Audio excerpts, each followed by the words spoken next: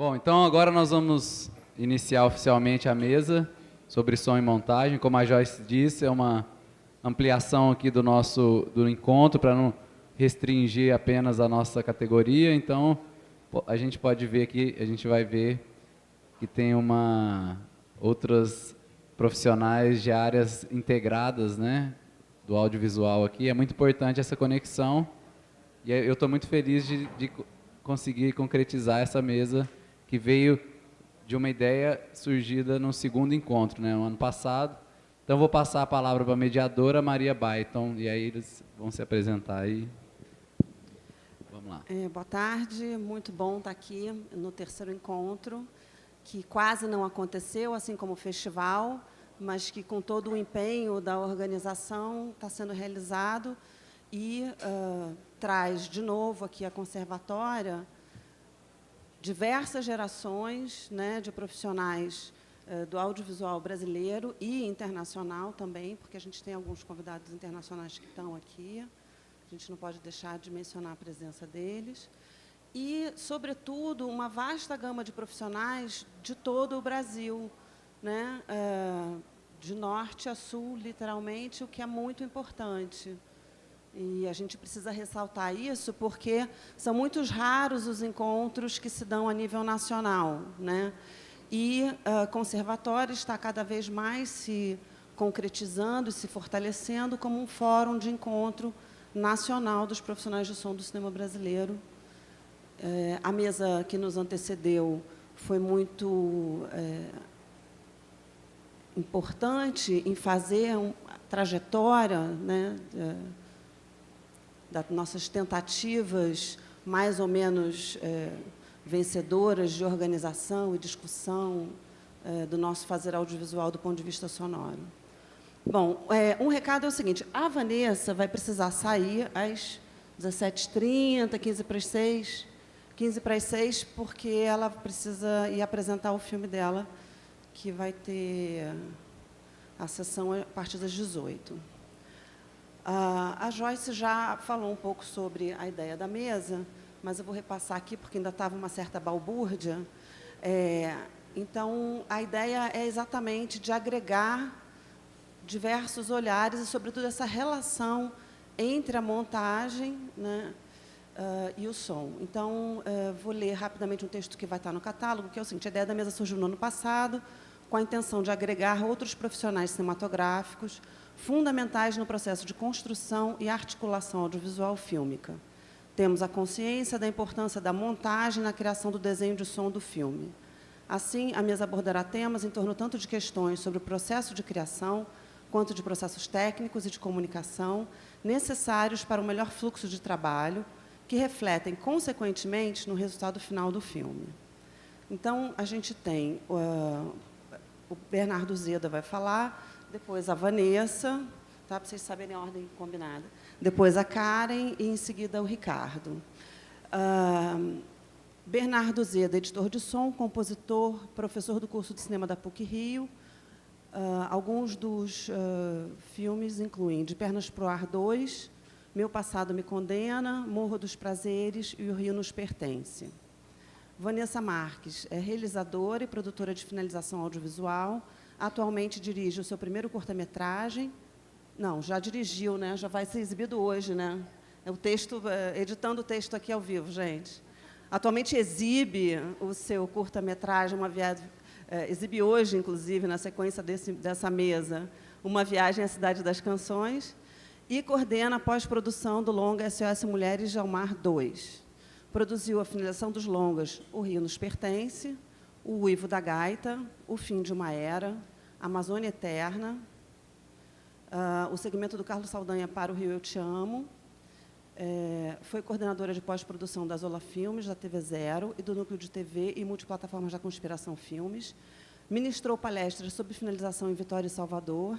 E hoje ela me lembrou que o primeiro filme que ela finalizou foi no nosso estúdio com Aurélio Dias. Eu não me lembrava, adorei que você lembrou, o Floresta do Samba. Karen Ackerman montou mais de 40 filmes, entre longas, médias e curtas. Recentemente montou o Lobo Atrás da Porta, premiadíssimo, O Morro dos Prazeres, Atualmente monta Opinião Publicada, monta e dirige em colaboração com Miguel Seabra, Talvez Deserto, Talvez Universo, faz a curadoria e organiza a mostra Cinema de Montagem, é professora de montagem no curso livre de documentário da Academia Internacional de Cinema. Ricardo, eu não sei se é Prete ou Prete, obrigada. É montador e diretor, dirigiu Estrada para Ítaca, Os Monstros, No Lugar Errado, com Guto Parente, Luiz Prete e Pedro Diógenes, Com os Punhos Cerrados, O Rio Nos Pertence, parabéns pelo melhor prêmio de som, o prêmio de melhor som, O Fim de uma Era. Montou os filmes O Céu sobre os Ombros, Esse Amor que Nos Consome, Ventos de Agosto, Romance e Informação. Eu vou me apresentar, eu sou Maria Baiton, sou pesquisadora e produtora audiovisual, sou finalizadora de som. Em 2000, fundei a Artesanato Digital Produções com o baixista, compositor, sound designer e editor Aurélio Dias, que faleceu em 2012, com a finalidade de finalizar o som de obras audiovisuais para a sala de cinema e outros formatos. Entre os longas, fizemos o som de Cartola, Música para os Olhos, Ônibus 174, Memória para Uso Diário, Vou Rifar Meu Coração, Hércules 56, do Silvio Darrim, que está aqui, e A Hora e a Vez de Augusto Matraga, que, devido aos processos longos do cinema brasileiro, vai ser lançado agora em setembro. Vocês vão ter oportunidade de ouvir o som de Aurélio Dias 3 anos depois de sua morte. E o som é um sonsaço. Tudo que não é som direto e música, o Aurélio fez, mas vamos lá. A animação também fizemos. Ontem eu tive a oportunidade de falar um pouco sobre isso na palestra do Carlos Klaskin, um experimento sonoro no Planetário do Rio, um filme que está em cartaz há muitos anos, que é o Infinitum, coordenado pela Cláudia Bolchol Gamba e Marcos Magalhães, lá do NADA, que é o Núcleo de Artes e Design. Acho que a gente tem que trazer mais animação para esse fórum. Hoje foi muito bacana que, no Foley, o exemplo foi a animação. Então, me parece que é importante que a gente pense na edição do ano que vem de incluir a animação. Então, por gentileza, Bernardo, queremos te ouvir. Oi, boa tarde. É sempre um prazer imenso estar aqui no Cine Música, com tantas pessoas queridas e que eu admiro. Aproveitando rapidinho, entre parênteses, só o jabá dos filmes que eu queria que todo mundo visse. Da Cara, infelizmente, não tem mais nenhuma exibição, ou tem? Aqui não. Do Festival do Rio, outubro acabou. Hoje o Rio Nos Pertence, né, que o festival foi generoso de dar para a gente o prêmio de melhor som do Ricardo, que está aqui. Hoje à noite, não sei bem o horário, e amanhã o Faroeste, do Abelardo de Carvalho, no Milímetro, às 4h, um filme bastante interessante também, todo o som feito 100% na pós-produção, um processo de muitos e muitos meses. E, bem, eu sempre fico... é difícil eu ficar tímido ou tenso falando em público, eu acho que hoje em dia eu já lido bem com isso. Da aula é tranquilo, porque para os alunos é tudo uma novidade, mas aqui é uma situação bem especial para mim, assim, porque falando para pessoas que têm talvez mais experiência. Bernardo, eu também quase amarelei. Né?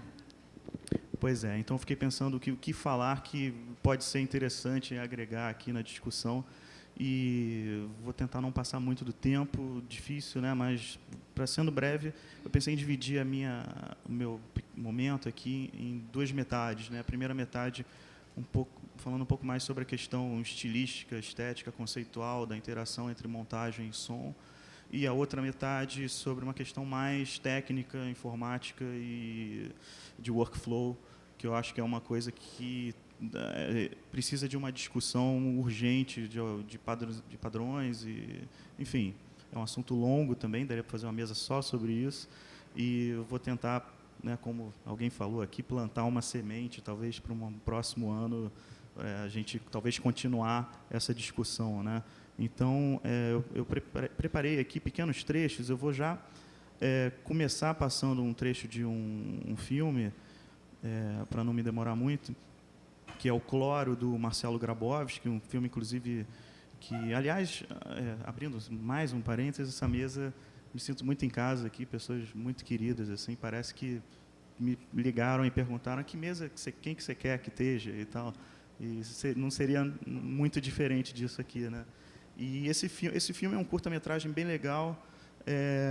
Eu gostei muito de ter feito trabalho de som com o Marcelo bastante livre, né? E o Ricardo que montou também. Eu não acompanhei muito a montagem, então eu mesmo estou curioso para saber o que o Ricardo tem a dizer sobre algumas coisas desse filme. E peraí, cuidado aí para não explodir o som. E esse filme tem uma questão bastante interessante a personagem dessa menina de 15 anos que vive meio que presa numa casa, é uma menina rica, e o filme se passa muito em torno dessa piscina, né? Então tem sempre a questão... E, aliás, o som direto do Pedro Sá, que está aqui também, né? Legal.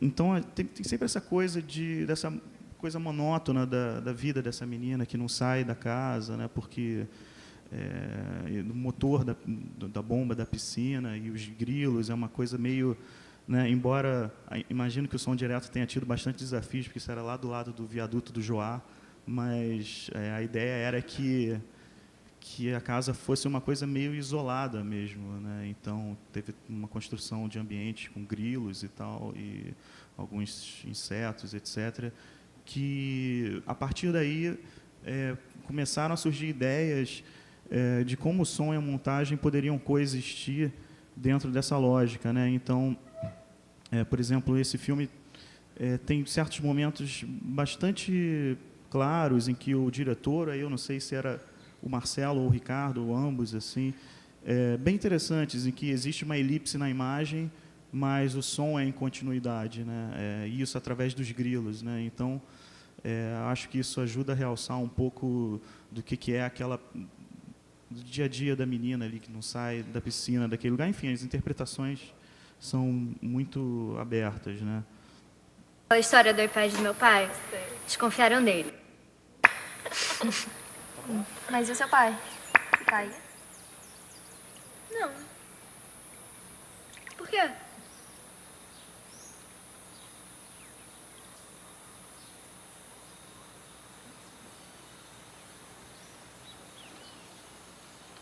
Pai, me passa o jornal?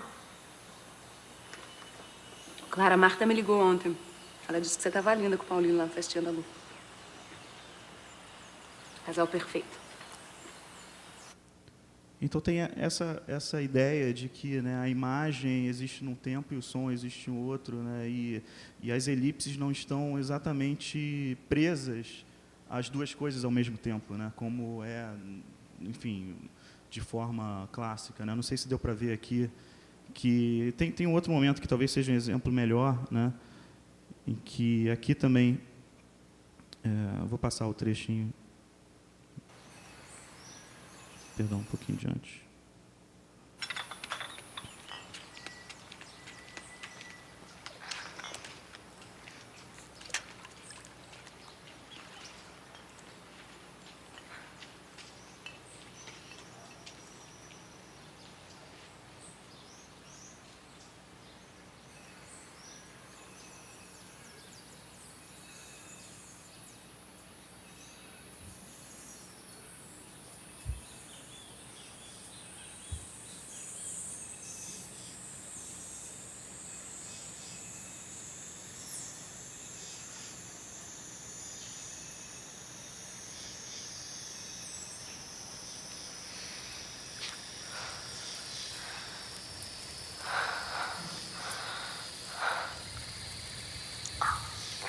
Filha.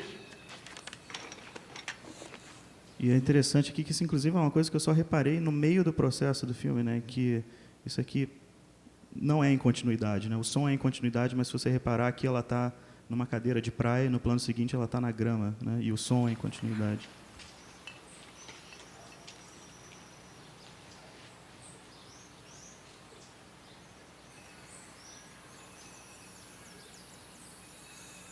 E os grilos continuam, mas a partir daí eles começam um processo de pitch down lentamente, subliminar, né? Vão ficando estranhos. Esse gemido dela também é ADR, a gente achou que seria legal fazer.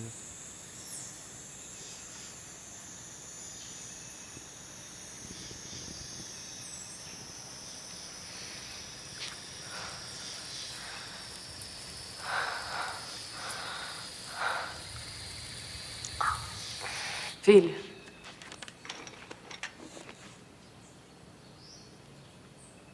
Coloca uma roupa e vem pra sala. Seu pai e eu, a gente quer ter uma conversa com você e com o Guto.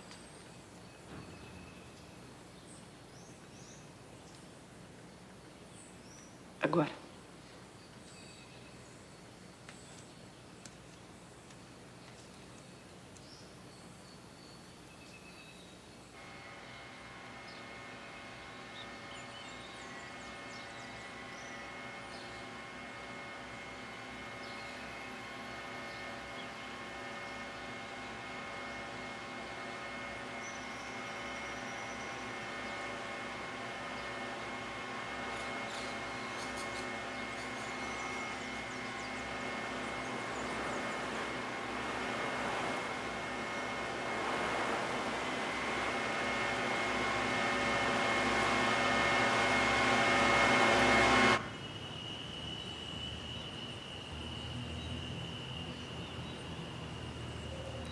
Então, esse é um corte que eu gosto muito, né? Um filme que tem muita liberdade com relação à questão das elipses e de tornar um pouco confusa do que acontece na vida dessa menina, né? Que é interessante que o filme ele é feito das lacunas, né? Do que aconteceu entre um momento e outro, né? E você só tem certos pedaços de momentos, né? Então, as elipses e as continuidades, né, são igualmente importantes, né?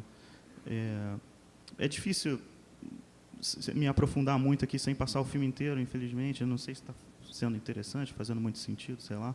Mas, seguindo aqui para não tomar muito tempo. E outro trecho é do longa Morro dos Prazeres, montado pela Karen, que também a gente ganhou um prêmio bem legal aqui de melhor desenho de som em 2013, se não me engano.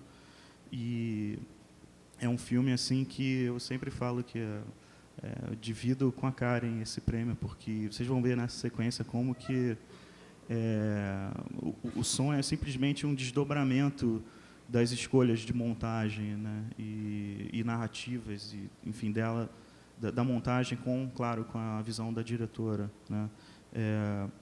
Eu vou passar um trecho que esse filme, resumidamente, é um filme que é um documentário, um longa documentário que aborda a rotina da comunidade Morro dos Prazeres, lá em Santa Teresa, no Rio de Janeiro, pós implementação da UPP, né, e o que mudou na vida das pessoas, né, depois dessa mudança, né, dessa implementação da UPP.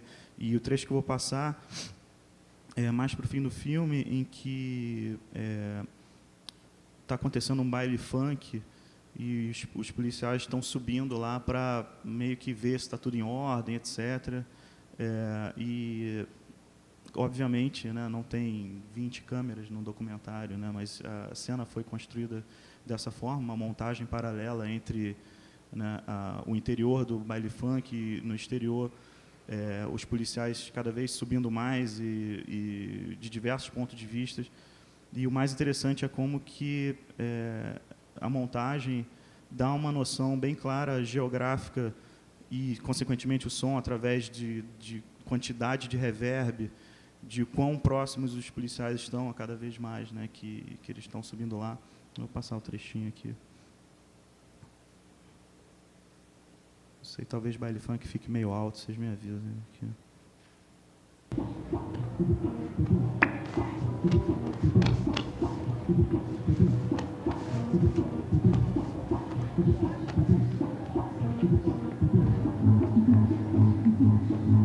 Mão na parede, boné.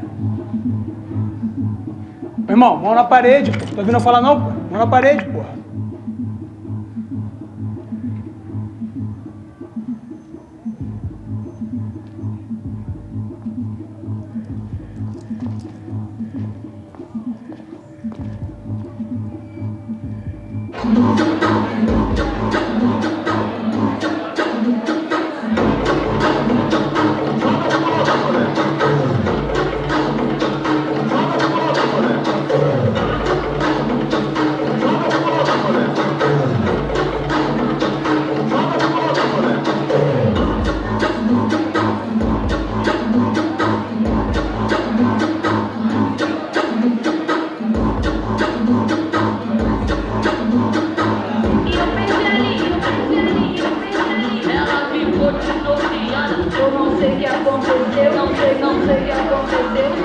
acordei numa teta de luxo com uma ressaca desgramada. Pra onde eu olhava havia bebida e eu com a caixa. Então, gente, eu não sei o que aconteceu, não sei o que aconteceu. Não, Priscilinha, só rolou uma festinha. Dancei na salinha, eu dancei no quarto, dancei no banheiro, dancei na cozinha, dancei de lado, não sei de fato, eu fui em cima, até embaixo. Caramba, meu fracassado foi quem que comeu? Quem que comeu? Quem que comeu? Quem que comeu?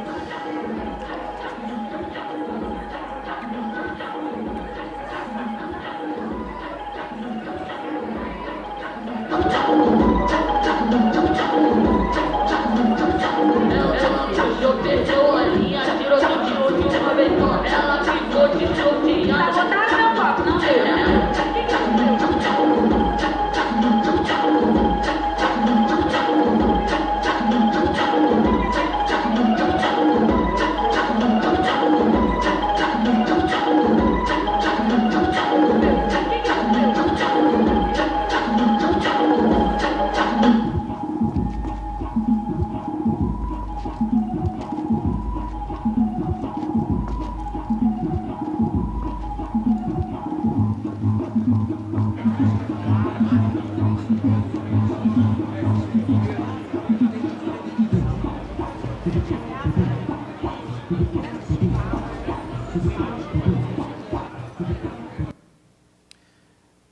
Falar sobre sutilezas de reverb, passando isso nessa sala, não sei se foi exatamente eficiente, mas o filme, no 5.1, tem essa característica, né, da perspectiva. Né?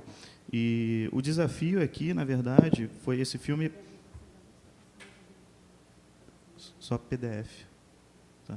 Rapidinho. Esse filme foi gravado só com lapelas nos policiais, né? Então, Foley do Kiko, da equipe do Kiko Ferraz, né? E ambientes, etc., tudo construído, né, depois. Então, o desafio aqui é que era o seguinte: nesse momento em que a menina canta, não tem muito como fugir do sync, né? Então, nesse momento, isso não é som direto, né? A gente pegou essa música, sincronizou com a boca dela e aplicou o reverb. Mas, então, aqui foi um sync feito de trás para frente, né? Esse era o nosso momento chave em que isso tinha que sincar com a música, né? Em que você vê que ela está cantando a letra aqui. Daí em diante. Só que a questão era que daqui para antes não tinha música, né? Aqui e aqui. E isso vem de uma sequência de longos minutos antes. E aí eu perguntei para a diretora, então, a gente precisa... Você não tem uma outra música aí para a gente botar antes para tocar, né? Enfim, quando eles estão subindo e tal. Aí ela me mandou... tem, vou pedir lá para o pessoal e tal. Ela me mandou 2 loops. Um é esse aqui.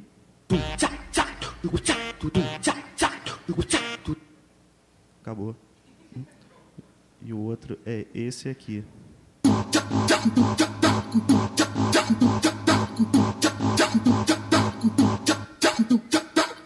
Acabou. Então nós temos tipo 4, 5 segundos de 2 loops extremamente parecidos para construir aqui mais ou menos 5 minutos, não sei, desse build-up que é feito. E claro, é esperável que seja algo, né, células de repetição, como é um funk carioca, é isso, né? Mas assim, então ficava blocos e blocos no loop. Agora vamos para o outro para dar uma variada, né? Agora vamos para o outro até chegar na menina cantando, né? Então foi uma cena assim que teve esse desafio assim de tornar real isso, né? De que realmente tinha um baile lá acontecendo, só com pequenas células de coisa que tivesse uma variação, né? Para não parecer que é uma coisa de 1 segundo, um disco quebrado, né? Mas não pode variar muito, senão deixa de ser o funk carioca também, né? Então, depois até queria, não sei se a Karen pudesse falar um pouco do que foi, que eu acho a montagem desse filme um exemplo muito interessante de como lidar com material bruto de documentário, claro, no caso específico do estilo dessa diretora, né? Mas, assim, eu não acompanhei a montagem, mas imagino o desafio que deve ter sido, né? Narrativizar isso, né? De forma que tem muitas coisas acontecendo aqui, né? Tem uma montagem paralela, tem um build-up de um suspense, tem interior, exterior, e fazer isso com material documental, né? Que não é muito planejado ou semi-planejado, eu acho bastante impressionante, assim. Bem, essa foi a minha primeira metade. Eu sei que o tempo é curto, ainda tem muita gente para falar e muitas coisas interessantes. Então, essa foi a minha primeira metade mais estilística, conceitual. E a segunda metade, outra metade, seria essa parte mais técnica, né, que eu acho que ainda tem uma confusão e uma coisa muito pulverizada no mercado do que é o workflow da filmagem até a mixagem, passando aí no meio pela edição de som, né? Então, tem essa luta de que parece que a cada projeto a gente começa do zero, essa coisa de como é que vai exportar, como é que vai gravar, como é que vai isso, como é que vai aquilo. Parece que a cada projeto, né, e é sempre essa dificuldade, né? Então, aproveitando essa interação da mesa e dos profissionais de som com os profissionais de montagem, eu proponho dar um start num consenso, ou digamos assim, algo que possa ser o início de um consenso, a um workflow inteligente e que não ganha, porque pós-produção, né, já está sempre no pescoço do deadline, do orçamento, então é chato gastar tempo com exporta e vem errado e não sei o que lá.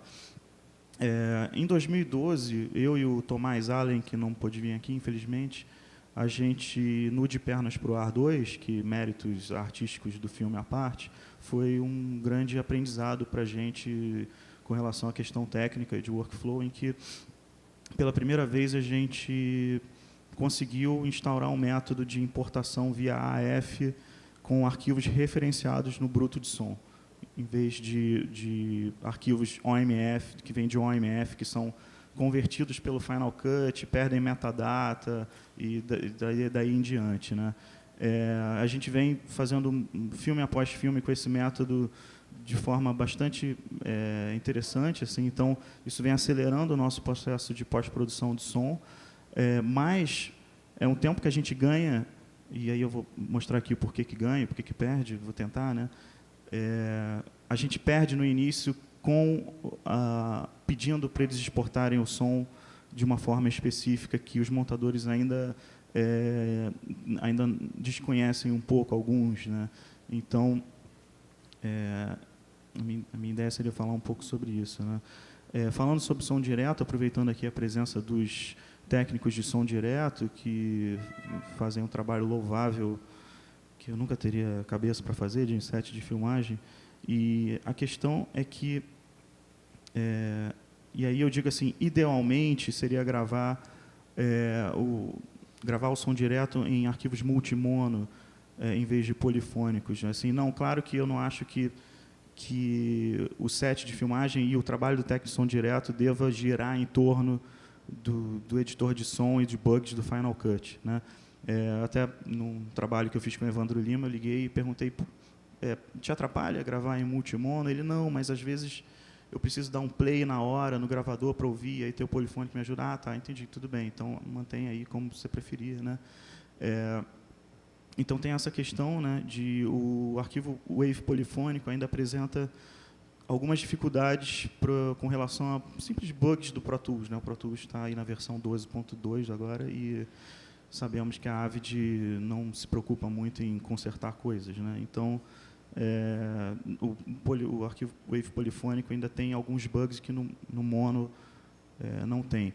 Tipo, então por que não converte usando o Wave Agent, alguma coisa assim? Isso pode ser feito, mas isso teria que ser feito entre a filmagem e a importação desse material do editor, no Final Cut. E isso na correria acaba que não acontece, né? Mas, enfim, não estou aqui dizendo o que é certo, o que é errado, mas abrindo uma discussão, talvez, assim, né?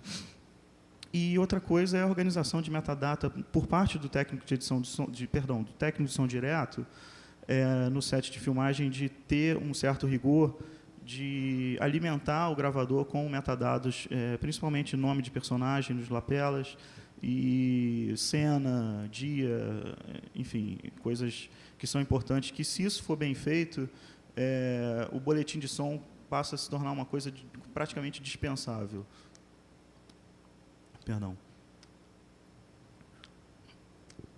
Depois vou voltar rapidinho na coisa do som direto, mas continuando aqui. Então, a questão, e isso é um problema clássico em filmes, é que o material de som direto deve ser sincado pelo montador ou pelo seu assistente, que seja, diretamente no bruto de som direto, né? Tudo bem ter arquivos de mixdown da câmera, é importante, porque é um sync garantido e tal, mas, além disso, é importante que tenha, pelo menos, o mixdown do técnico de som direto, né? Por quê? Porque, com esse mixdown, eu consigo depois expandir para todos os outros canais dos lapelas daquele mesmo momento do filme, né, em que foi gravado, né?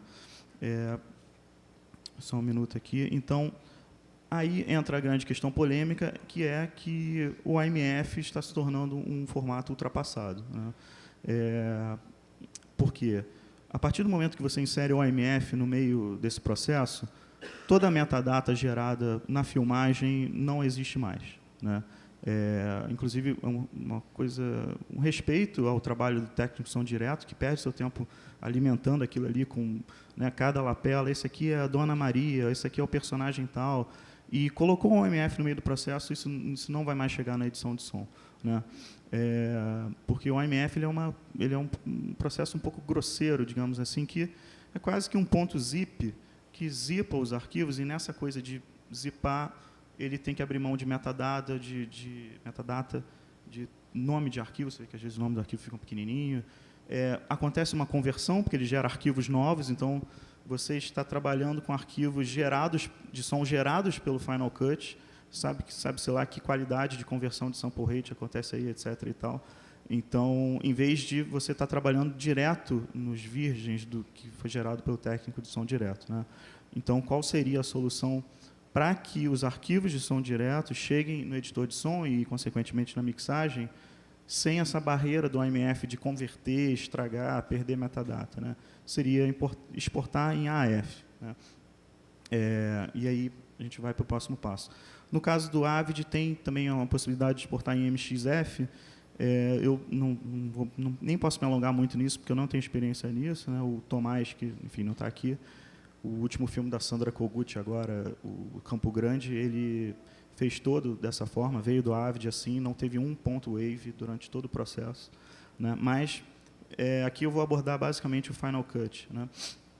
E qual o workaround, né? Qual é a solução de você conseguir exportar um AF do Final Cut, já que ele não faz isso de fábrica, digamos assim, né? E aqui embaixo eu coloquei aqui, eu tive meia hora para fazer isso, enfim, desculpa se tem erro de português ou está feio, mas a questão é que, tudo bem, às vezes num projeto mais simples, eu gravei com a minha 5D, com um microfone direcional em cima, ou um curta com 2 personagens, enfim, isso, ok, o AMF, enfim, pode funcionar, mas no longa, com um técnico de som direto, com 1000 personagens, com metadata, eu acho que isso precisa se formar uma nova cultura de preservar essas informações e agilizar o processo como um todo, né? Bem,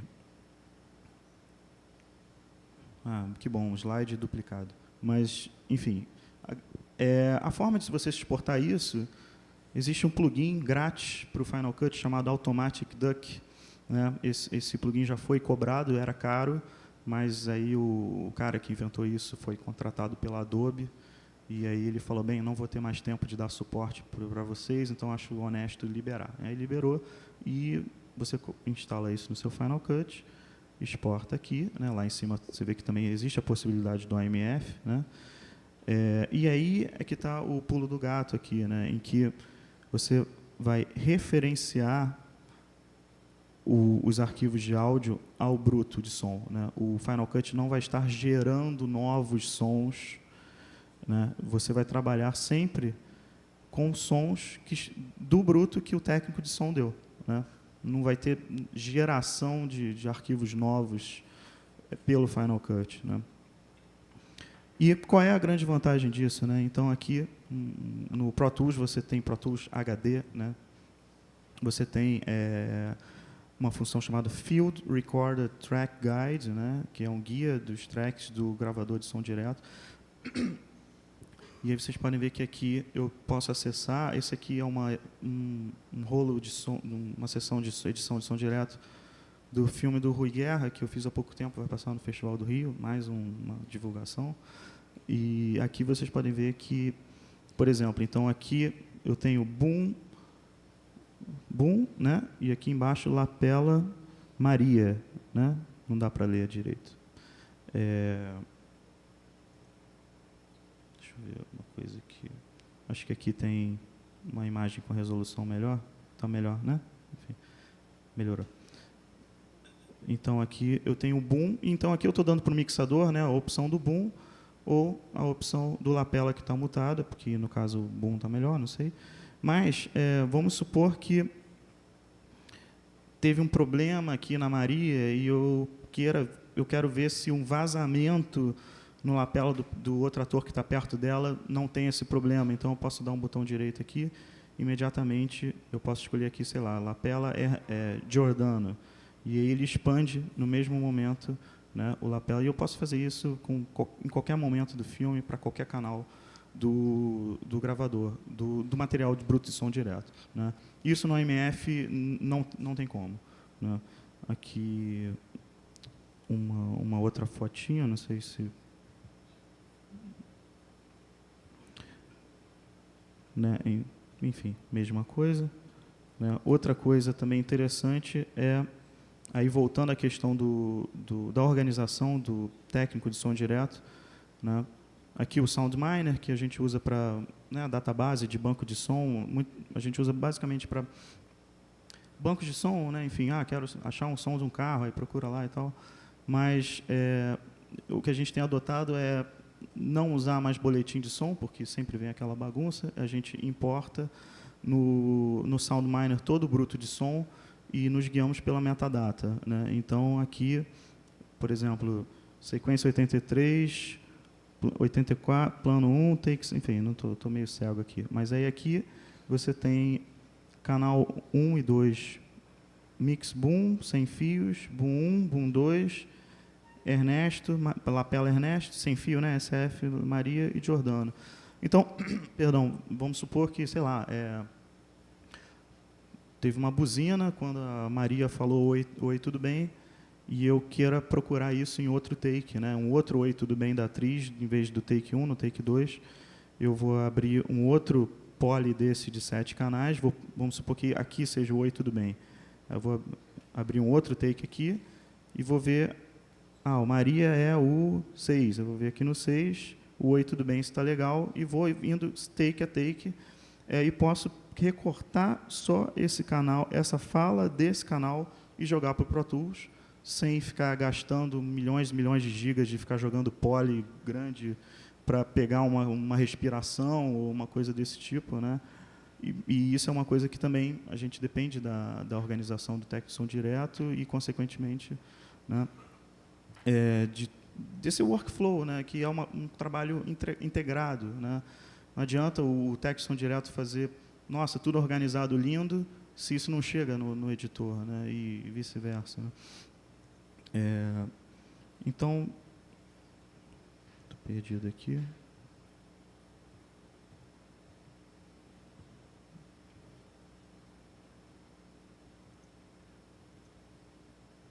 Tá.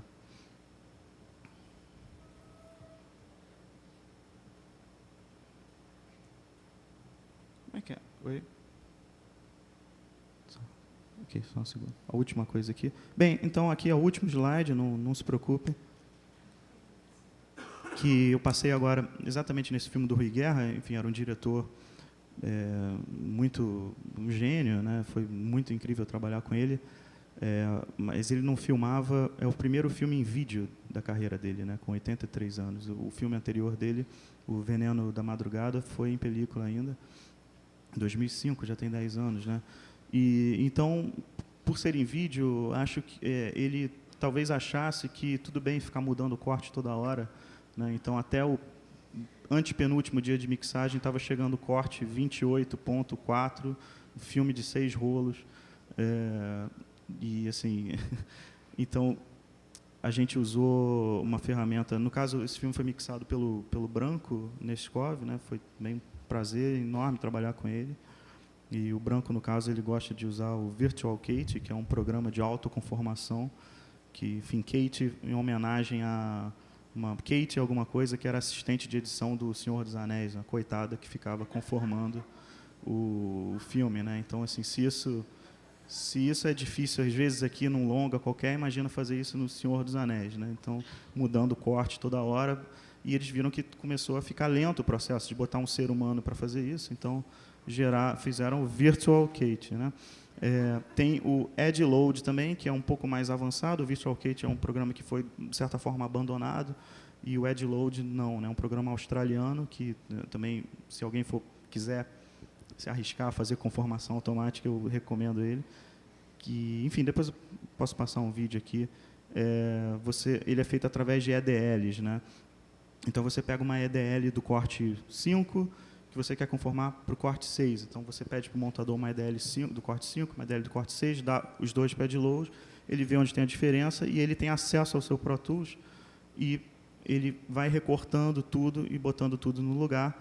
Mas, assim, isso parece uma solução milagrosa, mas não é, né? Tem várias coisas do tipo, um plano que entrou um plano novo, então você ainda não tem aquilo na sessão, ou uma coisa que era um crossfade bonitinho, ele não vai entender, vai fazer um corte. Então, é uma coisa que ainda precisa de revisões, né?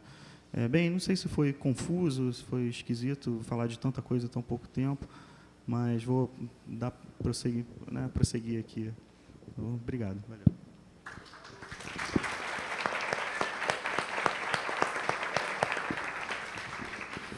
A boa notícia, Bernardo, a boa notícia é que, antes da primeira palestra, a gente estava ali, algumas pessoas, o Sácio, outras e eu, falando que, na plenária de amanhã, nós poderíamos propor um grupo de trabalho justamente para a discussão de workflow e melhores práticas, porque a gente vem, ao longo dos encontros, debates, almoços e vans, enfim, todos os momentos, falando sobre a necessidade, não apenas de viabilizar isso para que as nossas vidas cotidianas fiquem melhores, como também para poder dialogar com as novas gerações que estão surgindo e trabalhando no mercado, que, às vezes, você recebe materiais que não têm sequer flash bip, por exemplo, ou start, que eram coisas que a gente falou hoje de manhã. Então, isso está sendo pensado, agora é uma proposta, era um papo ali de corredor, agora, então, é uma proposta concreta, a partir também da sua ótima exposição. E eu não combinei com ele dele falar de gestão de metadados, tá, Sasso? Ele falou porque quis, porque eu estou falando... Há dias eu estou falando, também com a Virgínia, né? A gente veio na van e falei, tem que falar de gestão de metadados. Todo mundo sabe o que é metadados aqui, né? Ou a gente precisa falar um pouquinho. Metadados, ele tem uma parte dos metadados que é gerado automaticamente, tem uma parte dos metadados que é humana, que tem que ser inserida. Então, é importante que a gente pense essa metodologia para que fique tudo organizado. Acho que foi uma grande contribuição que você trouxe hoje, né? E para a gente pensar isso nesse grupo técnico. Acho que você está falando de uma coisa que a gente já chamou em outro momento de online de áudio, né? É uma nova forma, é pensar como fazer um novo online de áudio, né, que a gente, quando estava trabalhando em película, também fazia, né? Só que, nesse momento, a gente precisa entender como fazer isso com método, num mercado que tem uma profusão de softwares imensa e uma falta de metodologia por uma série de questões que a gente não vai avaliar aqui agora, porque seria uma outra mesa, e já são 5h15. Então, queria aproveitar que temos a Vanessa com essa experiência de finalização para poder, então, falar um pouco para a gente dessa transição e desse workflow que precisa tanto ser melhor trabalhado. Oi, boa noite. Enfim, eu vou pegar um pouco uma carona assim, no que o Bernardo estava falando, porque o meu trabalho é a produção de finalização. Então, eu trabalho justamente nesse processo de integrar essa parte do som direto com edição e com edição de som. Então, acho que o workflow é um processo super importante nesse caminho. Assim. Então,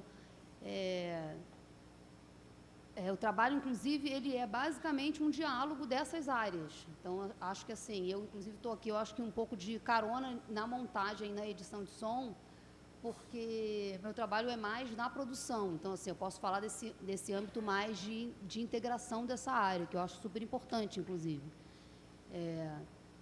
E, enfim, eu queria, trocar um pouco uma experiência, que eu estava conversando mais cedo com a Maria. No meu primeiro trabalho com edição de som, inclusive, eu não entendia muito, não sabia muito bem o que significava assim, edição e edição de som, porque o editor ele também faz trabalho de edição de som. E eu fiz um trabalho com o editor, que já era um editor há muitos anos, e fui trabalhar com o Aurélio, que é editor de som, que era editor de som também há muitos anos. Quando eu cheguei lá, o editor de som, ele falou de um processo que ele gostaria muito de mudar de algumas coisas, e ele começou a sugerir novas possibilidades. E aí começou esse diálogo, foi um pouco... a gente começou a travar um diálogo entre o editor e o editor de som. E foi, para mim, uma discussão muito interessante, porque eu me lembro, enfim, de uma frase que o Aurélio falou, muito importante. Não, esse take tem um som, a cena seguinte tem outro som. Não tem problema você cortar um som para o outro som e seguir de acordo com o corte seco. E eu não sabia, assim, da possibilidade que poderia fazer diferente. E a diferença, na verdade, para mim, o que me deixou assustada foi que, se eu corto o take, uma cena, né, que tem um som, exatamente no ponto do corte seco de imagem, corte seco de som, eu dou um sentido diferente para o filme, um sentido diferente para aquela situação. Então, assim, era um conceito realmente diferente. Então, o Bernardo começou, inclusive, falando um pouco de conceito, estética, e eu fiquei pensando um pouco nisso, assim, que esse trabalho de montagem e de edição de som, ele tem tantas possibilidades, caminhos, né, que é uma discussão realmente que precisa se aproximar mais, assim, eu acho, assim, porque é um trabalho que pode começar a ser feito pelo montador e ter um processo alongado na edição de som, né, e muito rico, né, que pode ir para vários caminhos, né. Então, enfim, esse processo eu acho que é super interessante, assim, e de acompanhar e entender, assim, como isso pode ser feito de uma maneira integrada mesmo. Hoje em dia, inclusive, é muito comum eu escutar os editores quererem participar da mixagem, da edição de som. Inclusive porque é um trabalho um pouco que vai ali, caminha junto, né, e pode ficar muito diferente. Né? O trabalho do editor de som ele pode dar um outro caminho, né, assim, enfim. Mas falando um pouquinho eu não preparei assim uma fala muito específica, assim como o Bernardo fez, acho que foi ótimo, inclusive. Então, eu pensei mais num bate-papo, assim, porque eu não sei o quanto eu posso também trazer aqui enfim, de interessante que a gente pode comentar, então eu queria pedir um pouco uma integração, assim, porque eu não sei o quanto a gente pode, sabe, faz sentido também eu ficar falando tanto tempo. Desculpe, Vanessa, só para esclarecer, assim, que o trabalho de finalização de som, especificamente, que pode ser... normalmente, as pessoas falam o finalizador. O finalizador, em geral, ele está cuidando da imagem. Ter um finalizador que cuida do som é algo muito específico e raro e necessário. Então, assim, ter você na mesa foi uma alegria, saber que você estava aqui. Porque, assim, tem pouquíssimas pessoas que fazem isso, sabe?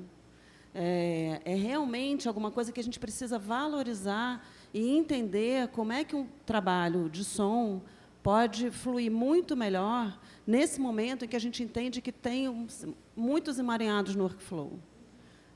O papel do produtor de finalização de som, ele é não só um facilitador e garante a qualidade final, como ele, sobretudo, minimiza estresses enormes que podem acontecer, que todo mundo aqui certamente tem 1000 histórias para contar. Então, vai fundo aí no seu relato. Obrigada. Não, com certeza, eu tenho consciência disso. Acho que é super importante mesmo essa função, essa pessoa para fazer essa ponte na produção. Inclusive, falando especificamente do workflow, acho que o trabalho da produção de finalização é conseguir fazer esse caminho se tornar menos árduo, né? Porque eu vou te falar, até hoje, assim, de muitos filmes que eu já fiz, até hoje eu consigo ainda bater a cabeça. Assim, a gente bate muito a cabeça e aprende muito, assim. Então, eu estou fazendo um filme com o Bernardo, inclusive, o SOS Mulheres ao Mar 2, e a gente agora está no processo de dublagem do filme, e foi um processo já, desde o início, muito desgastante. Assim, a gente já tinha um som que eu já sabia desde o início que eu ia trabalhar com um som problemático. Então, assim, a gente teve muitas questões desde o início do filme. Então, assim, o trabalho da produção de finalização, inclusive, é importante, eu acho fundamental que ele comece no início. Eu comecei esse trabalho na filmagem, fazendo uma conversa inicialmente com a pessoa do som direto, de workflow e, enfim, de formas e métodos de como se ia gravar esse filme, né? Em que condições, né? Enfim, esse papo já no início já se estendeu diretamente com a pessoa que iria fazer a edição de som, que acabou que a gente trocou depois, e agora que está fazendo é o Tomás e o Bernardo. Enfim, esse papo, mesmo a gente fazendo testes, a gente fez alguns testes, inclusive que o Bernardo estava comentando sobre isso de a gente exportar um AF para linkar direto o som direto com o material bruto, foi um processo que a gente fez na gravação, na captação. A gente fez uma captação, só que eu acho que não foi polifônico, eu acho, com certeza, né? E a questão é que a gente estava trabalhando no Avid, a gente fez um sync no Resolve, lá no set de filmagem, tinha um logger que ficava o tempo inteiro para agilizar o processo, ele ia fazendo sync, para quando o assistente de edição recebesse o material, ela já tivesse o material syncado, ou a maior parte dele. E, assim, foi um processo que, nesse início, foi ótimo, porque ela já recebeu o material syncado e já adiantava o processo da edição, que já era muito complexo, porque a gente já sabia que a gente ia ter um trabalho de escolher os sons para poder ouvir e editar. Então, assim, isso também é um trabalho que, por exemplo, na montagem, é um trabalho que atrasa muito o processo, né? Então, isso também enfim, é importante falar, porque cada vez mais esses problemas podem evitar essas questões iniciais, né? Porque quanto mais a gente tem condições de gravar um som direto bom, melhor vai ser o trabalho da montagem, inclusive, porque a gente não vai ficar tanto tempo tendo que escolher os canais enfim, só trabalho processo criativo, na minha opinião, assim. Então, é um desgaste de tempo, de dinheiro, desnecessário, eu acho, assim. Claro que tem casos e casos, né? Mas, enfim, falando de uma maneira grave, né? E, enfim, o processo desse filme, queria falar sobre isso, porque ele foi um processo que a gente fez inicialmente, um teste, para saber se o AF que a gente estava exportando do Avid com o MXF que a gente tinha, ele ia sincar direto com o som direto. Então, a gente exportou um AF, fizemos um teste, editamos uma sequência curta, fizemos um teste e sincou. O material sincou, a gente falou, bom, então, ok, vai funcionar. O meu AF linkado com o meu MXF do Avid vai linkar com o som direto. Quando o editor de som pegar o som, o AF, ele vai ter a informação necessária, ele vai conseguir linkar. Ingenuidade, na verdade, porque o nome do arquivo é diferente, mudava o nome. Então, assim, não tinha como o arquivo ser o mesmo, porque o MXF ele é um arquivo de áudio e vídeo. Então, ele ficava com o nome, na verdade, original do vídeo. Então, isso funciona para o vídeo, porém não funciona para o som. Então, e como a gente fez um teste de uma sequência pequena, ele tinha poucas possibilidades de erro. Então, a gente fez um teste e ele conseguiu linkar, né, o arquivo. E quando a gente foi exportar um rolo inteiro que tinha 20 minutos, ele ficou louco, não se perdeu, ele não tinha mais informação suficiente do arquivo. Então, assim, não tinha, inclusive, informação de metadata. Então, foi muito louco, porque, assim, as duas opções que a gente tinha eram, ou o editor de som ficava ali sentado e ele mesmo ficava catando. Não é? Então, você pode falar um pouco sobre isso. Porque, não, isso, inclusive, é uma discussão, porque outro dia eu estava conversando com o Juca, que é o produtor de finalização também, e ele estava me falando assim, mas, Vanessa, nos Estados Unidos é assim que funciona, você entrega o HD para o cara do som, da edição de som, e ele se responsabiliza pelo som. Ele que faz o processo todo de linkar o material original. Bom, está aberta uma polêmica. Eu falei, que ótimo. Então, a gente não precisa mais fazer isso. Essas frases que começam com nos Estados Unidos, a gente tem que lembrar os orçamentos que eles trabalham, o cronograma que eles trabalham, as equipes que eles trabalham. Cada frase, mais uma frase de Aurélio Dias, cada filme tem um som que merece. Isso é uma coisa. A outra coisa é a seguinte, a gente tem que entender que as dinâmicas, talvez nada represente tanto uma cultura quanto o cinema. Portanto, a nossa metodologia de trabalho também reflete a nossa cultura, né? Acho que a gente tem que pensar sobre isso. Não, claro. Enfim, é só importante dizer que essa possibilidade ela existe também, entendeu? Que isso é um universo, isso não é uma coisa assim do outro mundo, entendeu? Assim, isso existe.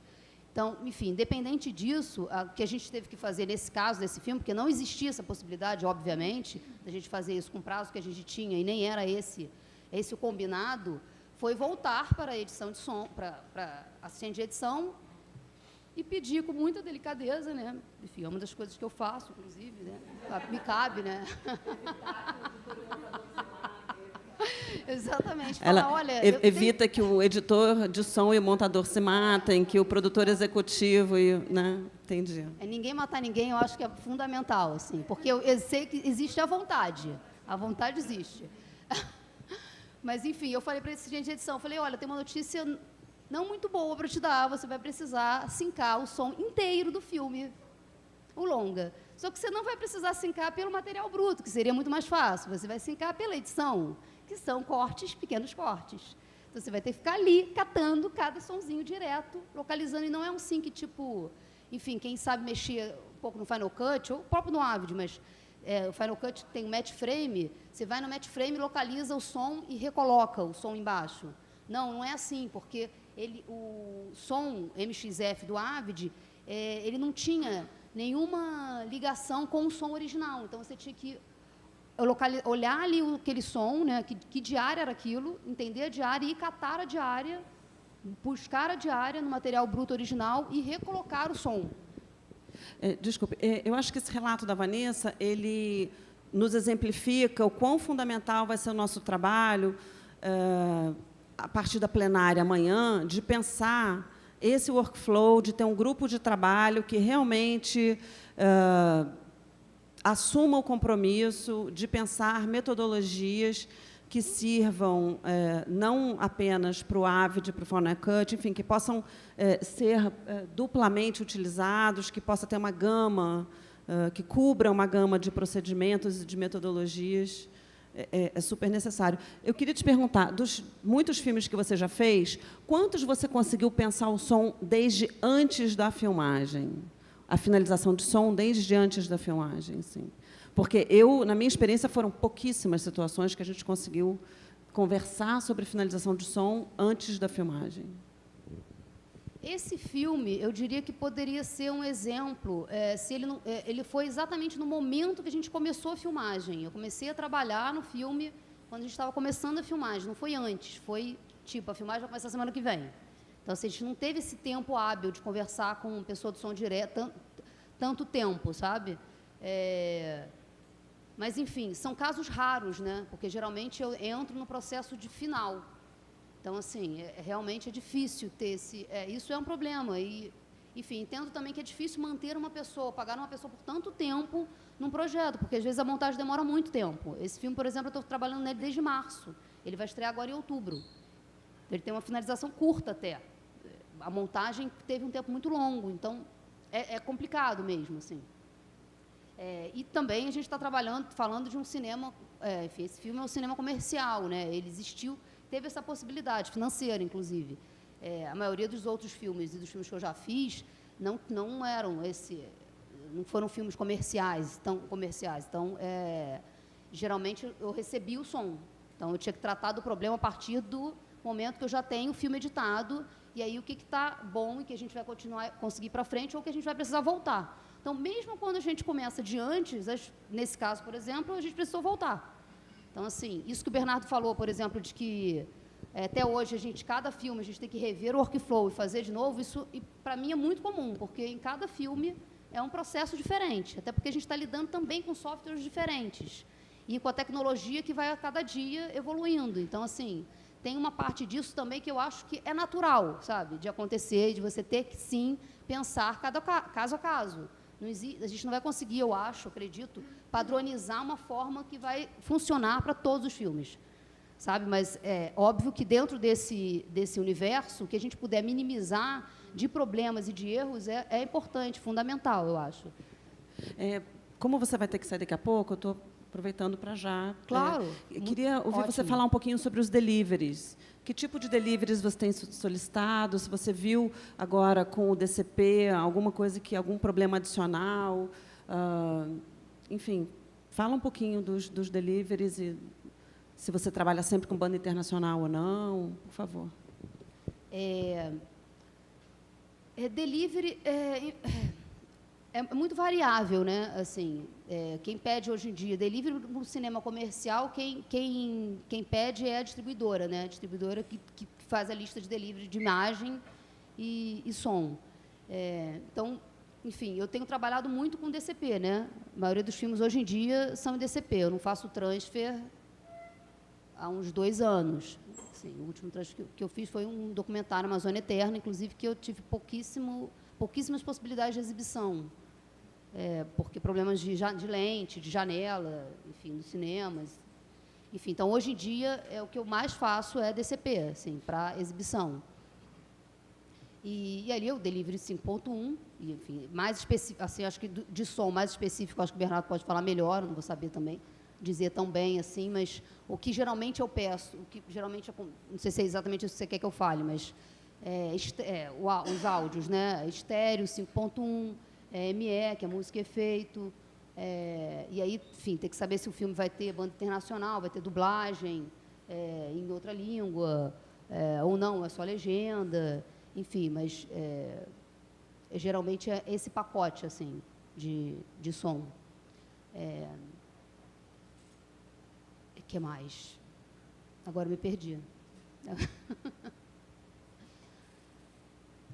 Então, eu queria te fazer uma pergunta complementar, que, como eu sou pesquisadora também, eu sempre penso na questão do filme enquanto memória, e que eu acho que a gente devia, cada vez mais, na produção, ao fazer, pensar como o nosso filme vai ser preservado. Eu vou conseguir ver meu filme daqui a 10 anos? Eu vou conseguir mostrar esse filme para o meu neto? Né? A má notícia as escolas de arquivologia, de museologia e afins não têm cadeira audiovisual, amigos. Então, nós mesmos temos que dar conta de pensar como é que a gente vai deixar pistas para o espectador e para o pesquisador do futuro. Se nós não deixarmos pistas para o pesquisador e para o público do futuro, não haverá memória cinematográfica. Simples assim. Tá? Lamentável, triste, mas é assim que é. A gente tem que pensar nisso. É mais uma coisa que a gente tem que pensar. Se não, enquanto... Tudo bem, não cabe no orçamento, mas, pelo menos, enquanto cidadãos audiovisuais, a gente tem que pensar isso. Tá? Fica aí sei lá, inventei esse negócio, cidadãos audiovisuais agora, mas tudo bem. Então, eu queria te perguntar, como é que vocês têm pensado isso? Assim? Eu sei que a TV Zero organizou, ainda não vi, combinei de visitar o novo acervo deles, né? As televisões, as produtoras independentes começaram a se dar conta que os seus acervos é um patrimônio imenso. Então, eu queria lembrar para as pessoas que fazem captação de som direto, que, por exemplo, o som da cidade do Rio de Janeiro mudou profundamente Assim, o som da cidade do Rio de Janeiro hoje é certamente muitos decibéis acima do que ele era anos atrás. E ele certamente tem muito mais obra, muito mais trânsito do que ele tinha anos atrás. E que, então, se a gente tem um bom arquivamento desse material, não só a gente pode fazer um flashback sonoro real numa cena de um filme, de repente estou fazendo um filme sobre os anos 70, eu posso trabalhar com flashback sonoro real. Não preciso construir um som fake dos anos 70, eu posso tentar buscar um som real dos anos 70, olha que bacana. Né? Então, vamos pensar também em como é que a gente pode, no nosso trabalho hoje, e como é que você tem visto isso? Que tipo de material faz um DCP, tem um HDCR para preservação, enfim? Hoje em dia, o que acontece é que o que a gente utiliza mais para backup é a fitinha. A gente esquece o nome da fita. LTO, eu ia falar FTP. O FTP na cabeça, estava conversando sobre isso. Então, o que a gente utiliza é o LTO, que é uma fitinha, enfim, não sei se você já viu, mas é uma fitinha que é mais segura, inclusive, que o HD, que hoje em dia ainda é muito caro, então, assim, nem todas as produtoras independentes conseguem ter grana para fazer esse tipo de backup do filme inteiro, porque, assim, quando a Conspiração, por exemplo, ela tem um procedimento de FTP, eles têm algumas máquinas de FTP lá dentro, e a partir do momento que o material LTO, a partir do momento que o material é gravado, eles entram o material entra na produtora já fazendo backup. Então, assim, eles têm backup do material todo captado, de vídeo e de som. Então, assim, tem formas, e o LTO é uma fita que tem um procedimento de catálogo. Então, você consegue ter com esse backup, ele já te dá uma lista do que está sendo arquivado ali, gravado ali naquela fita. Então, você tem também uma forma de pesquisa daquele material. Exatamente. Então, eu acho que essa é a forma que eu tenho trabalhado, que mais tem funcionado e mais segura, porque, com o tempo, o HD ele vai para o ralo, né? Então, assim, a gente não pode confiar no HD para sempre, assim, para mostrar o seu filme. Gente, uma questão. Tinha duas perguntas aqui. Se elas forem para ela, a gente precisa fazer agora, porque ela vai sair. Então, a gente faz essas duas perguntas, você vai para o seu filme e a gente continua a mesa com a Karen e com o Ricardo. Tá ok? Pode ser? Claro. Oi. Alô? Oi. Bom, meu nome é Kira, eu sou editora de som e professora da Unila, e estou pesquisando no meu doutorado justamente a relação entre a montagem e o som, então, tipo, foi de presente. Na verdade, não foi encomendado, Bernardo, não. Eu te soprei no ouvido, você não lembra disso? Mas, enfim. Na verdade, eu fiquei um pouco com uma questão, assim, com relação ao que a Vanessa falou, do que você falou dessa questão de você começar a trabalhar antes, né, ser uma coisa que, enfim, é mais fácil, digamos assim, num filme de um orçamento maior, num filme mais comercial. E eu queria, enfim, lançar um pouco uma pergunta, ver se é possível fazer isso num filme de baixo orçamento. Eu queria até pedir que o Pedro, ele está aí? Tá. Não sei, por exemplo, se o Fran, nos filmes da Tata e da Caru, se ele já entra antes, ou, enfim, de alguma forma, tem que existir alguém que pense isso antes, né? Eu acredito. Seria bom. Inclusive, por exemplo, sei lá, no filme de baixíssimo orçamento, talvez dizer, o editor de som que vai fazer, ele usa metadado, porque aí eu não preciso ficar gastando tempo fazendo isso. Porque esse tempo, inclusive, muito provavelmente não é pago, né? O cara faz na madrugada do dia anterior, enfim. E coisas desse tipo, né? Enfim, qual é o formato? É 48? Acho que desde essas coisas básicas até outras coisas conceituais também, enfim, mas o quanto que, na questão do trabalho da finalização, isso pode ser possível também em filmes independentes ou de baixo orçamento. Não, acho super possível, inclusive, claro. Todos que forem falar, por gentileza, se apresentem. Oi, boa tarde, eu sou Júlia Mariano, eu sou diretora e produtora também de filmes, e tem uma coisa do trabalho da Vanessinha que eu acho que é muito importante, que tem a ver também com a pergunta dela, que é de entender os problemas previamente e todo mundo aqui que já trabalhou com ela sabe ela, enfim, ajuda muito a gente e ela tira muita dor de cabeça da nossa cabeça e provavelmente vai para dela, mas, enfim, ela ajuda muito. E todo mundo aqui está muito mais acostumado a fazer filmes de baixo orçamento, infelizmente, do que filmes comerciais de milhões de reais e tal. Inclusive eu. Inclusive você. Então, eu faço baixíssimos orçamentos, então muitas vezes eu tenho que fazer meu próprio som direto. Então, eu também tenho essa preocupação prévia, até mesmo antes da filmagem, eu acho que também tem um pouco a ver com o que a Maria está falando, de tentar ter um método, mínimo que seja, para as pessoas se conseguirem dialogar e se comunicar. Então, nesse sentido, a minha pergunta para você, que é muito parecida com o que ela está colocando também, é se, claro que a gente não pode ter você desde o início do processo, muitas vezes, porque a gente não tem como bancar isso, mas como fazer, já no momento de você pensar o seu orçamento, você pensar o cronograma do filme, assim, o que a gente pode fazer para começar a ter isso como padrão, assim, como tentar padronizar um trabalho de mesa prévio, antes da filmagem, que comunique som direto, montagem, edição de som, para a gente bater menos cabeça, basicamente é isso. Respondendo um pouco a pergunta dela primeiro, é claro que é possível, inclusive uma possibilidade que já aconteceu muito comigo, é de trabalhar antes, fazer um processo inicial antes com o diretor, parar com uma espécie de consultoria mesmo, uma consultoria inicial e retomar com o processo final, no término da montagem, ou até mesmo quando iniciar a finalização. Então, isso é possível.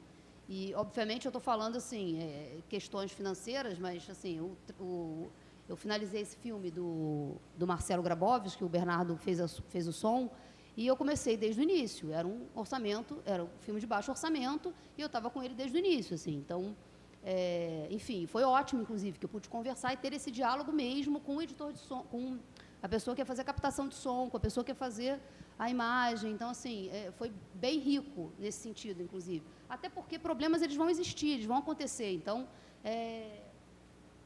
é importante, inclusive, saber que tipo de problema a gente pode ter, mesmo sabendo que também podemos ter surpresas. Então, enfim, acho que é super possível, sim. E agora, em relação a ter uma espécie de workflow mínimo ou modelo mínimo de trabalho, eu não fico tão segura assim de dizer exatamente qual seria, porque eu acho ainda que é importante ter uma pessoa por perto, justamente porque cada filme é um filme, né? Então, enfim, acho que tem uma coisa, tem um básico ali da pessoa que faz o som direto, da pessoa que vai, enfim, trabalhar na montagem, né? Tem esse básico aí, mas cada filme é um filme, né? Então, justamente o meu trabalho, eu acho que tem a ver com o trabalho de produção de finalização, tem a ver com esse entendimento, né? E que situação a gente vai gravar o filme, que tipo de luz vai ter, que tipo de esse diálogo com o diretor, e às vezes até com o roteirista, com o fotógrafo, com quem vai fazer a captação de som. Então, assim, fica difícil, assim, eu não saberia, acho, dizer, sabe, exatamente qual seria, mas eu posso pensar nisso, talvez seja uma boa possibilidade aí para deixar como uma forma, né, de trabalho para quem não puder ter essa pessoa. Então, se você quiser encerrar a sua participação agora, que já está no horário, você quer fechar com alguma coisa? São 17h42. Tá, eu vou ficar só mais um pouquinho aqui ouvindo, daqui a pouco eu vou sair de cantinho, tá? Enfim, queria pedir desculpas, porque eu vou ter que sair, porque meu filme vai passar agora na praça. Na verdade, eu até atrasei, esse é o primeiro, esse é às 6, ele vai passar depois, então deve passar mais 6h50, então se vocês puderem ir depois correndo, por favor, Fred. Eu vou adorar a presença de vocês, enfim. E é isso, obrigada, viu? Então, Karen...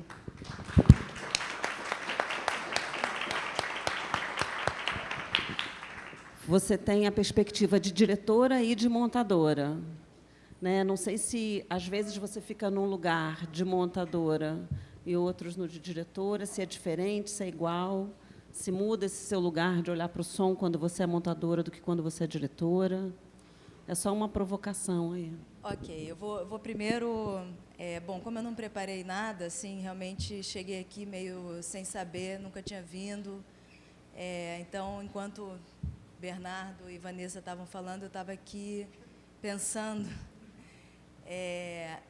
Primeiro de tudo, queria, enfim, realmente agradecer. Acho que é um encontro muito importante. Inevitavelmente, fiquei pensando nos meus colegas, nos meus pares da EDT. Para quem não sabe, a EDT é a Associação Carioca de Montadores. E a gente tem muito essas discussões não só de técnica, como também de política profissional e de postura profissional, como discussões criativas também. Como todo mundo está lançando sementinhas para o futuro, acho que poderíamos pensar num encontro, trazer o povo da EDT para cá, eu acho que seria muito enriquecedor para ambos os lados. Eu, como montadora, assim, na verdade, a pergunta que a Maria me fez, assim, eu dirijo principalmente com o Miguel, que está sentado ali, mas a minha cabeça é sempre de montadora. Eu, assim, vou fazer aqui uma rápida exposição sobre mim. Quando eu nasci, não, brincando. Não, quando eu era criança...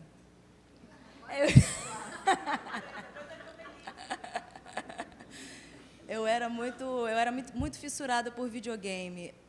Depois, quando fui para a adolescência, a minha obsessão passou a ser o piano. Fiquei muito obcecada por piano, até que eu descobri o cinema.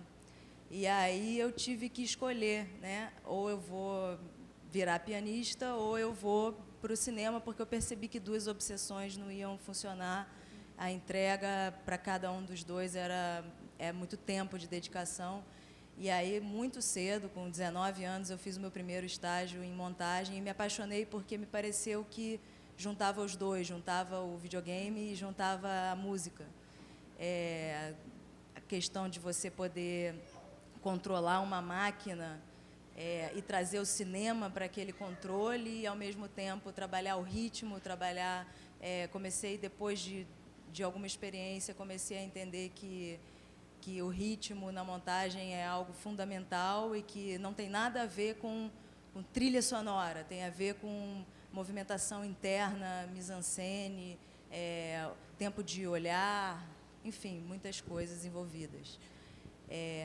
Essa discussão técnica, eu admito que comecei a ficar um pouco distante depois que descobri o maravilhoso mundo do Virtual Kate, que é ter um assistente que possa pensar nisso, porque acho que é coisa demais você ter que criar um filme na montagem e ainda ter que ficar acompanhando softwares e XMFs e OMFs e AAFs e não sei o quê. Eu realmente sou um pouco preguiçosa com isso e agradeço muito a parceria com o Bernardo, porque é um dos poucos editores de som que não briga comigo por causa disso. Ele, enfim, é muito compreensivo, está sempre meio que passando a mão na cabeça, deixa que eu resolvo e tal. Não sei se isso está denegrindo a tua imagem aqui.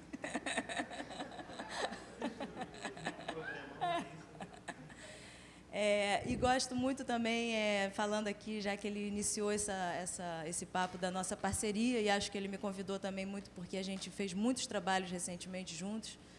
Acho muito bom, porque com o Bernardo, por exemplo, o caso do Morro dos Prazeres foi um caso que ele trouxe muito específico e bem lembrado, que foi uma sequência muito difícil de montar, uma sequência que não foi filmada em um dia só, ela foi filmada em vários dias e precisava trazer esse clima e o som, enfim, as pessoas, todo mundo sabe, o som de uma favela é muito barulhento, e eu fui começando a ficar louca com aquela sequência, foi o que mais me tomou tempo.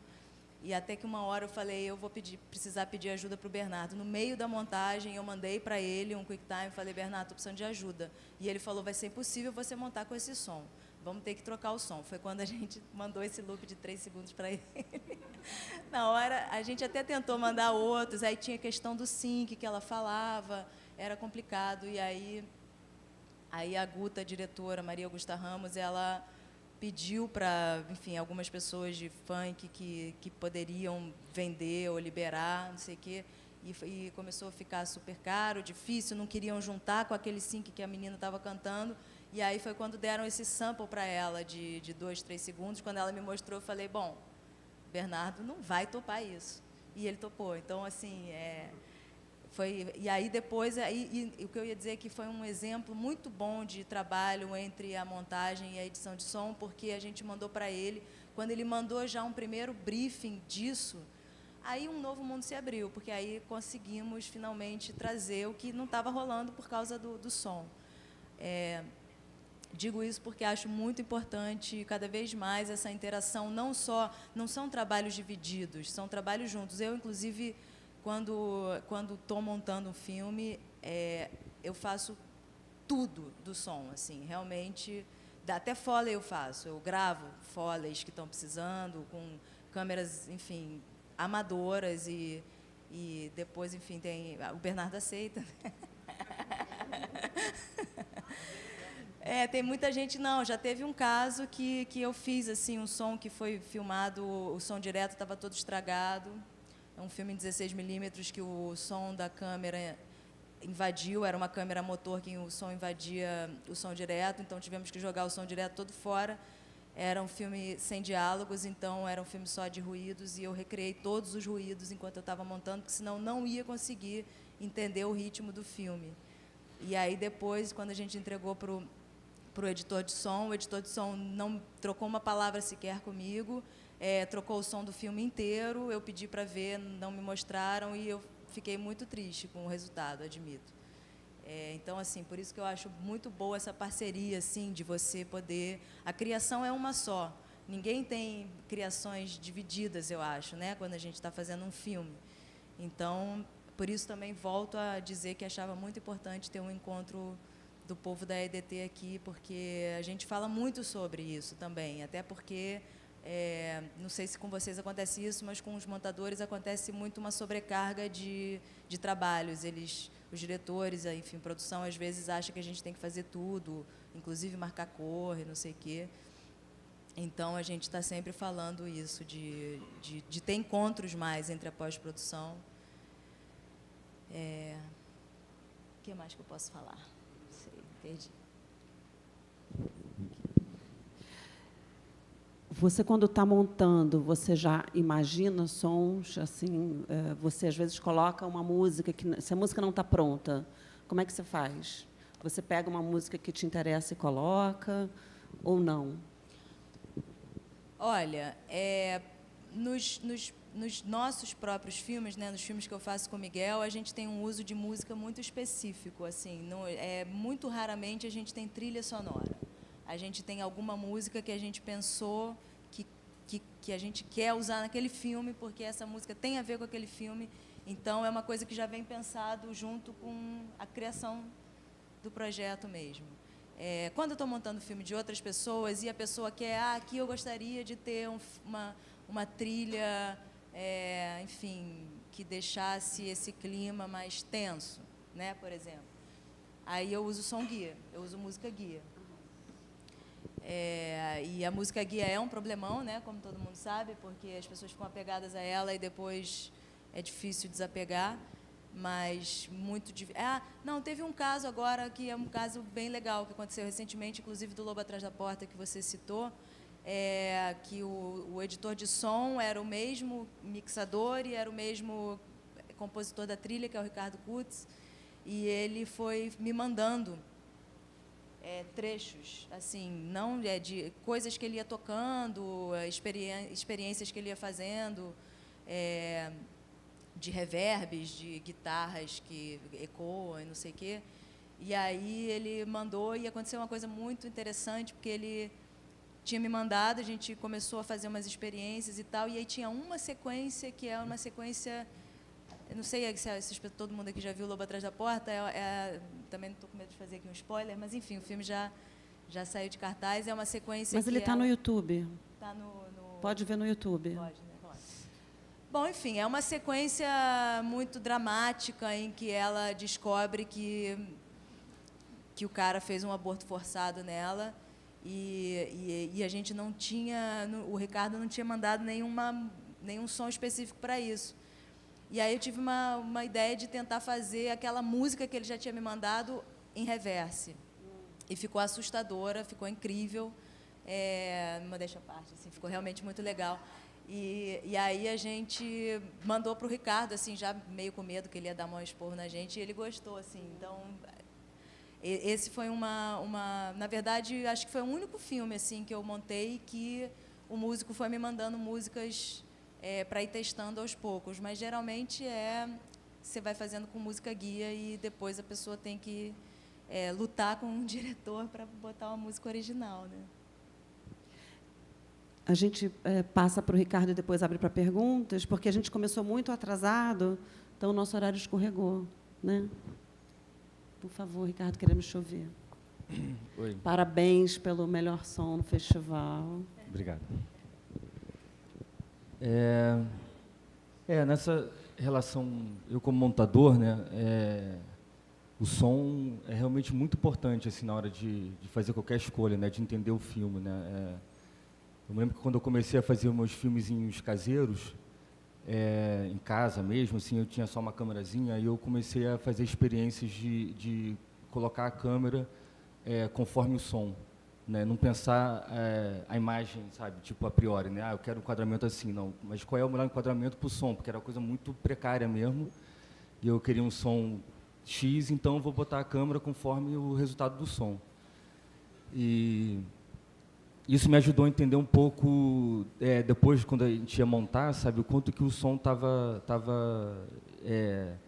expressando, assim, talvez mais de 50% do que o filme era para mim, sabe, tipo, que vai em todos os lados, assim, né, tanto para a narrativa do filme, né, muitos filmes você não consegue nem entender, sabe, se você não tem um som que pensa narrativa, sabe, você tem só uma ideia amorfa de som ali que você está montando, sabe, todo aspecto narrativo muitas vezes se perde. Né, tem a questão também da ambientação, sabe, enfim, várias camadas de sentidos, sabe, de que você sente com cada cena, sabe, que é muito importante através do som. Né, então, assim, ao montar, você tem que estar, eu acho, assim, eu acredito muito nisso, assim, tem que estar muito acreditando no som que você tem na timeline, né. Tem até exemplos mais radicais, assim, sabe, tipo o casal Straub e Huye, né, que são dois franceses que fazem cinema bastante radical.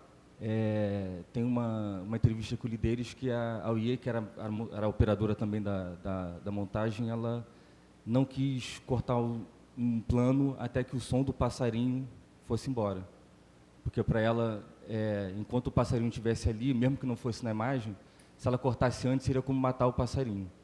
Então ela esperou o som do passarinho embora e ela cortou. Então é esse nível de importância que se dá ao som, que se pode dar ao som na hora da montagem, sabe? Aí nesse sentido, assim, eu não consigo nem falar muito desses workflows, sabe? Eu sou completamente ignorante nessas. Não, desculpa, não precisa falar. A gente quer ouvir você como diretor. Qual é a visão do diretor? Assim, ado, cada um no seu quadrado. Tá. Eu sou diretor, né? Normalmente me odeiam nessas horas, né? Tipo, o cara que chato que fica ali pedindo coisa que não sabe o que está fazendo. Não, eu acho que o que você acabou de falar, você deve ter conquistado uma legião de fãs. Uma pessoa que posiciona a câmera por causa do som, gente, merece aplausos, né? Por favor. Não é à toa que ele ganhou o melhor som do festival, né, gente? Vamos combinar que ele merece atenção. Enfim... Aí tem uma coisa que eu também estava pensando essas semanas, que eu li uma entrevista de um cineasta espanhol, que também é historiador também de cinema, e ele falou de alguns exemplos do primeiro cinema lá dos irmãos Lumière, o quanto que através de erros, uma série de evoluções técnicas foram acontecendo, né? Então, por exemplo, a sobreposição de imagem aconteceu por causa de um erro do técnico, do cameraman, né? A câmera lenta, né? Então, assim, se descobriu muito através do erro, né? E aí, assim, uma provocação mesmo para o som, sabe? Eu acho que a gente tem uma necessidade, assim, de cumprir um certo status de qualidade para o som, sabe? Que sem querer tirar a importância disso, mas eu acho que muitas vezes ela se fecha para o erro, né? Eu acho que é importante diferenciar o mal feito do erro, né? Uma coisa é o mal feito, é aquilo que você está tentando fazer de uma coisa, mas não é aquilo exatamente, aí você começa a fazer um bando de gambiarra, né? Eu, como montador, fazendo, tem muito disso também, tipo, começa a botar som, aí começa a baixar vários sons do free sound, sabe? Para tentar ver se ajuda em alguma coisa, e acaba atrapalhando, você desvia, sabe, o que é importante ali, né? O que está realmente contribuindo para a criação artística do filme, sabe? Mas, ao mesmo tempo, não se pode fechar para o erro, né? Para aquelas coisas assim, tipo, aquelas ideias que surgem, né, que a princípio vão contra um certo pensamento técnico, sabe, mas que podem abrir abrir cabeça mesmo. De repente se descobre uma coisa no som ou na imagem que você nunca esperaria, sabe, né? De repente só naquele momento vai ser possível fazer aquilo. Em qualquer outro momento da história do cinema talvez vai ficar uma merda, mas naquele filme, naquele plano, naquele som, de repente aquilo ali vai funcionar lindamente, né? E se você não estiver aberto para isso, você nunca vai ter a possibilidade de descobrir essas coisas, né? Então essa é um grande desafio, assim, né, de manter uma seriedade com os padrões, com a qualidade técnica, com que isso não vira um estresse, né? Assim, eu fico escutando aqui, sabe, eu sinto pena também de vocês, porque vocês lidam com muitas coisas, né? São coisas muito estressantes, né? Tipo assim, cara, coitados, assim, sabe? Tipo, porra. É foda. Então, assim, tem que resolver essa questão, de fato. Não dá para ficar a cada filme perdendo cabelo por causa disso, sabe? Senão não dá, sabe? Mas como é que a gente resolve isso e, ao mesmo tempo, cria no espaço da edição de som aquela tranquilidade para poder criar, né? Aquela coisa que não seja tipo do prazo, né? Que quando chega na edição de som tem muito isso, né? Tipo, agora tem que finalizar logo, né? Muita gente também tem a mentalidade que acha que o momento da edição é o momento de resolver as merdas que não deram certo, sabe? O que eu acho muito limitador, né? Não é só resolver as coisas que não deram certo, sabe? Tipo, editor de som, vem cá, esse diálogo aqui não deu certo, esse som direto não deu certo, vamos resolver isso aqui, sabe? Tipo, pô, isso não é só isso, né? Acho que tem muito mais coisas envolvidas na edição de som que a gente tem que ter tempo para poder pensar e criar e fazer com que esse processo seja prazeroso e criativo para todo mundo, né? Enfim, então acho que é uma coisa que eu quero muito colocar, assim, sabe, nesse diálogo, assim, até nesse próximo filme que eu vou fazer agora, estamos tentando, assim, ainda é uma coisa que a gente não terminou de fazer, então não sei como é que eu vou pensar depois disso, mas de tentar, o editor de som, o técnico de som já estão, sabe, 3 meses antes da filmagem já conversando, sabe, já lendo o roteiro, fazendo anotações do que acho que deve fazer, sabe, discutindo se a gente deve gravar certos sons ou não no set, o que isso implica na hora do set, tá já pensando várias coisas para a finalização também, então vamos ver se isso ajuda. E também na montagem, de ficar também alternando, a gente quer fazer uma fase de montagem, depois uma fase de edição, depois voltar, como é que a gente consegue fazer isso de um jeito que seja saudável para todo mundo, né, sem também virar um grande problema de comunicação entre as tecnologias, os softwares, etc. e tal, sabe? Então, acho que isso é muito importante, assim, na coisa do som, né? Historicamente, né, o som ele ficou ligado a isso, né, a uma certa ignorância, né? Assim, a gente demora muito a entender. Eu, como sabe, amante do cinema, assim, eu fui entender certas coisas que o som trabalha, né, só muitos anos depois, né? A imagem, você já desde a primeira vez você já está pensando na imagem. O som demora muito mais, né? Você começar a amar o som, né? O som é uma coisa que normalmente a gente odeia, né? Aquele problema, assim, porra, tem o som, que merda, queria que não tivesse o som, sabe? Então a gente fica lutando, e acho que isso você tendo consciência disso ou não, eu acho que é uma coisa que está na nossa cultura, né? Então acho que a gente tem que dar um jeito de quebrar com isso, assim, fazer com que o som seja uma coisa amorosa também, né? E não só, né, de ficar tentando evitar isso, né? Pronto, acho que é isso.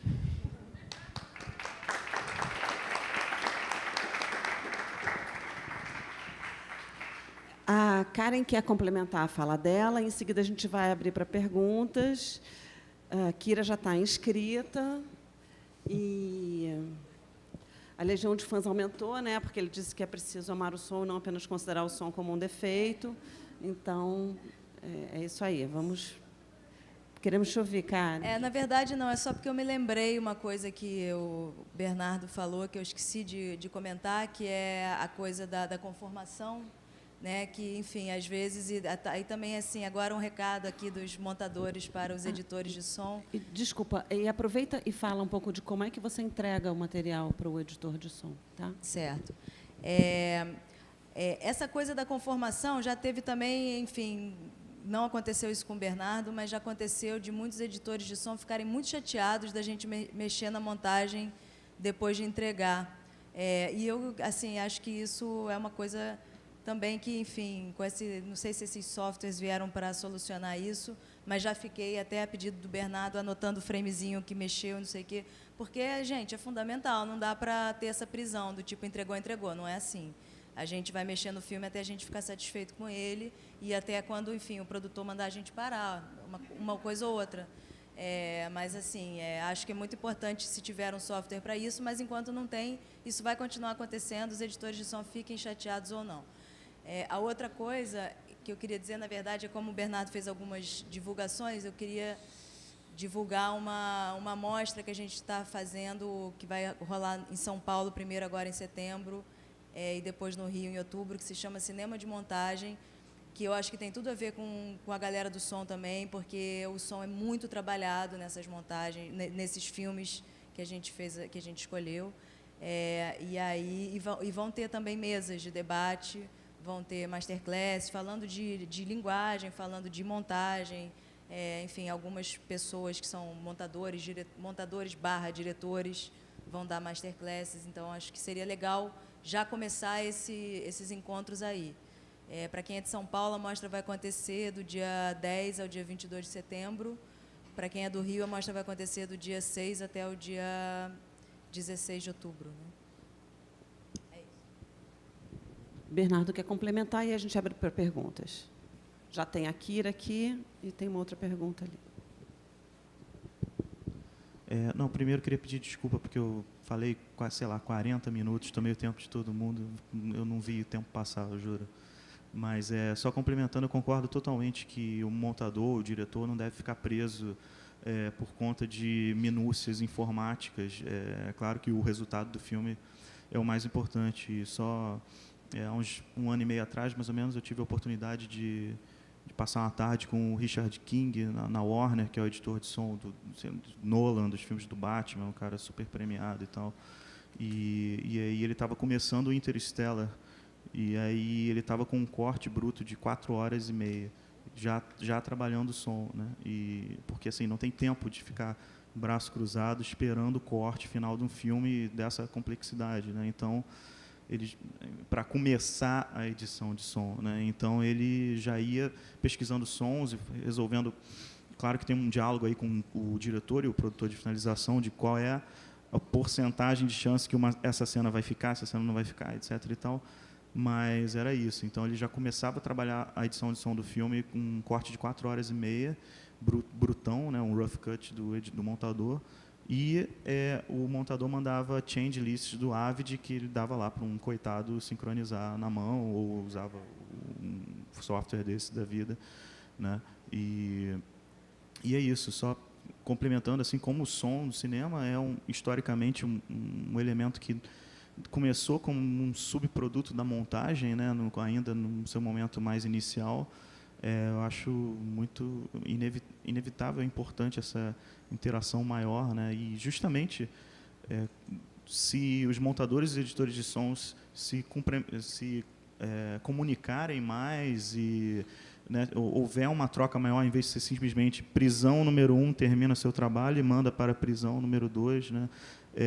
Dessa forma, começa a ficar muito mais prazeroso e fácil de resolver esses imprevistos, né? Em vez de simplesmente você estar preso a um método. Né? Então, o que a Vanessa falou também, eu concordo completamente. Assim, obviamente, diretor de um longa comercial de comédia com ator da Globo fica mudando corte no penúltimo dia de mixagem loucamente, isso é uma coisa, né? Um filme mais independente, mais autoral, digamos assim, que às vezes chega uma mudança de corte que vai dar um outro significado, uma outra, levar o filme para um caminho muito melhor, né? E isso é uma outra coisa, né? Eu acho que tem questões e questões, né? Temos 15 minutos. Eu já recebi a plaquinha bip, bip, bip dos 15 minutos. Tá. Então, Kira. Tá, não, vou fazer uma pergunta rápida, porque eu não sei se vai ter uma resposta rápida, mas para o Ricardo, enfim, nessa minha pesquisa eu tenho me deparado, enfim, com alguns diretores que têm um pouco essa paixão que você demonstra, né, e que se envolvem muito na prática do trabalho, né? Por exemplo, o Marcelo Lordello, no Eles Voltam, que fez, né, foi gravar os ambientes junto com o Guga. O próprio Kleber Mendonça, né, que gerou revoltas ali na ABC, porque ele mesmo gravou o som da cadeira caindo enquanto ele estava montando. Pá! Enfim.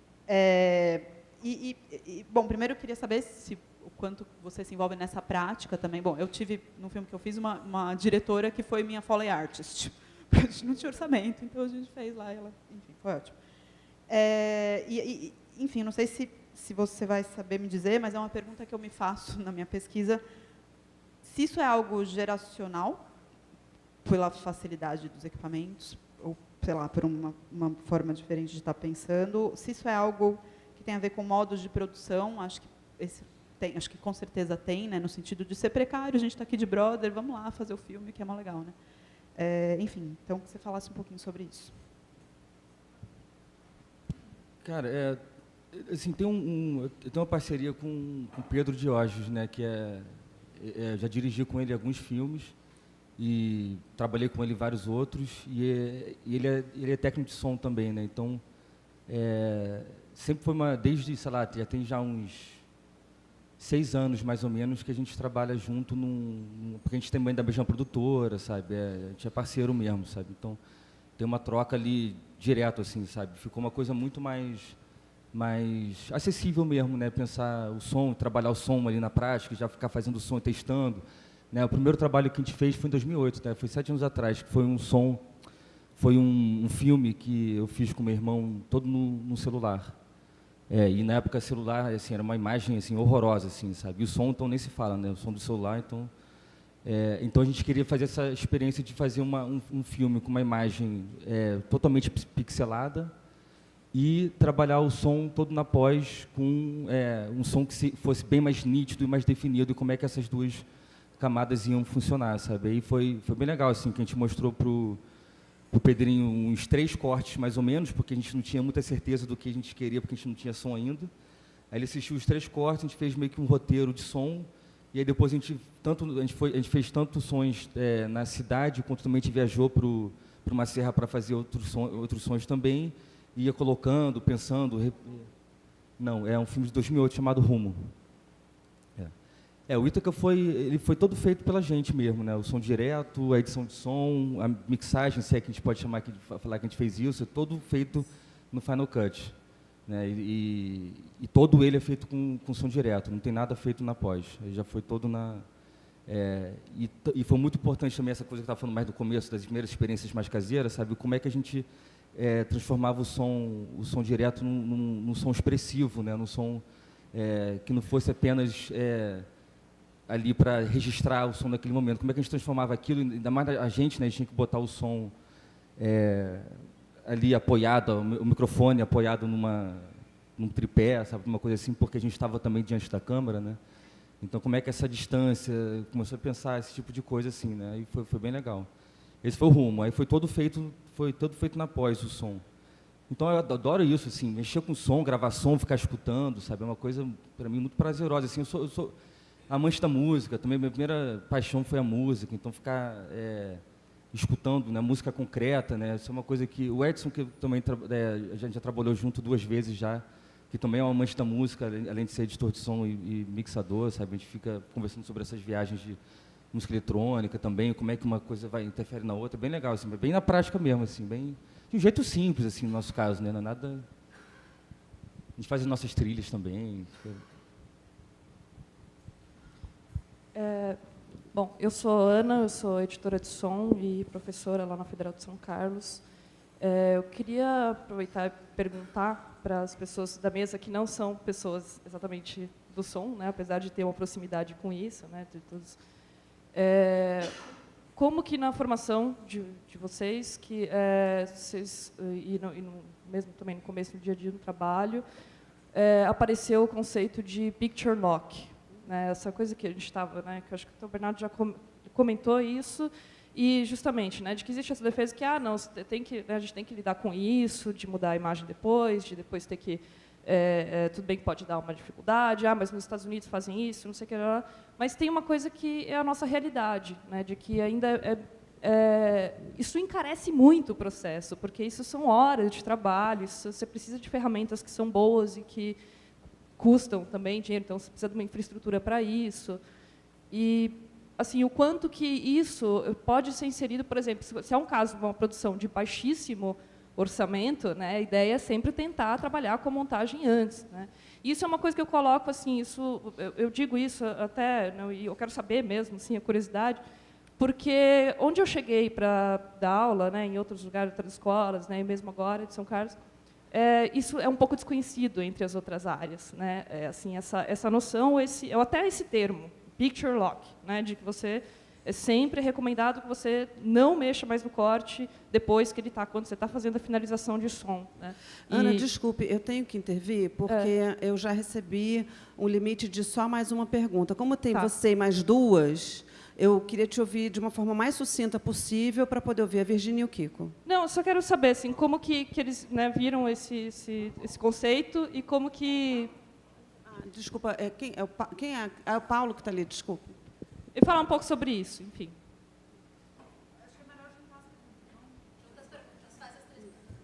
Então, as três, Virgínia, Paulo e... Oi, não é uma pergunta, eu queria saber se a mostra pode ir para Foz do Iguaçu, porque a gente está longe de cinema e seria muito legal. Então, esse assunto é para depois. Paulo, desculpe a confusão, a sua pergunta e aí... Imagina, na verdade, meu comentário, na verdade é mais um comentário, até tem muito a ver com o que a Ana estava falando, que eu entendo essa questão da montagem, eu sou totalmente de acordo, eu acho que a gente tem que ficar montando até o filme chegar no ponto que ele tem que acontecer, mas isso não pode ser uma decisão baseada, na minha opinião, dentro de simplesmente uma decisão, não simplesmente estética, nem uma decisão, porque eu não sei quem, estou totalmente de acordo, porque o editor de som vai ficar mal-humorado, não pode remontar o filme. Tem que ser uma decisão de produção, entendeu? E isso é uma questão de profissionalizar a nossa área. O cara começa a fazer o 4 horas do Interestelar, ele está sendo pago para isso, entendeu? Assim, isso está dentro dos custos do filme, isso está previsto dentro dos custos do filme. E é tentador a gente seguir o exemplo, considerar o que é norte-americano, a indústria norte-americana, tomar isso pelo exemplo como correto, é tentador, mas na verdade, equivocado. É muito duro para a gente desenvolver a nossa própria metodologia. E é muito difícil porque a gente tem um baixo clero dentro técnico, né, que é muito pouco especializado. Então, dentro das finalizadoras de imagem, você vai tendo muito problema até que um daqueles 6 caras que realmente entendem do assunto pegam e resolvam. E a mesma coisa, por isso que a gente não consegue usar essas tecnologias de conformação automática, etc. Isso acaba gerando muito problema, porque assim que o cara começa a ficar bom em operar uma máquina, ele já não é o cara que vai exportar o AAF, por exemplo, entendeu? Ele já é o cara que vai cuidar de coisas muito mais importantes. E o que eu acho que é importante a gente pensar nessa reflexão não é simplesmente, nos Estados Unidos faz assim, ou não sei quem está mal-humorado, é tentar entender que essas decisões têm que ser uma decisão que a gente joga no colo do produtor. E o produtor tem que dizer se isso vai acontecer ou não, entendendo que vai demandar um custo, que vai demandar um prazo, entendeu? E essa decisão tem que partir do cara que está tocando o filme, não partir da nossa vontade. Da minha vontade, tem filme que eu gostaria de estar mixando até hoje, entendeu? Eu acho que não chegou, não logrou. Mas, em algum momento, o produtor falou, tem uma data de lançamento, empacota isso daí e manda. E, basicamente é isso. Obrigado. Então, nós temos uma longa polêmica, mas temos pouco tempo para fazê-la na mesa. Depois a gente continua no bar.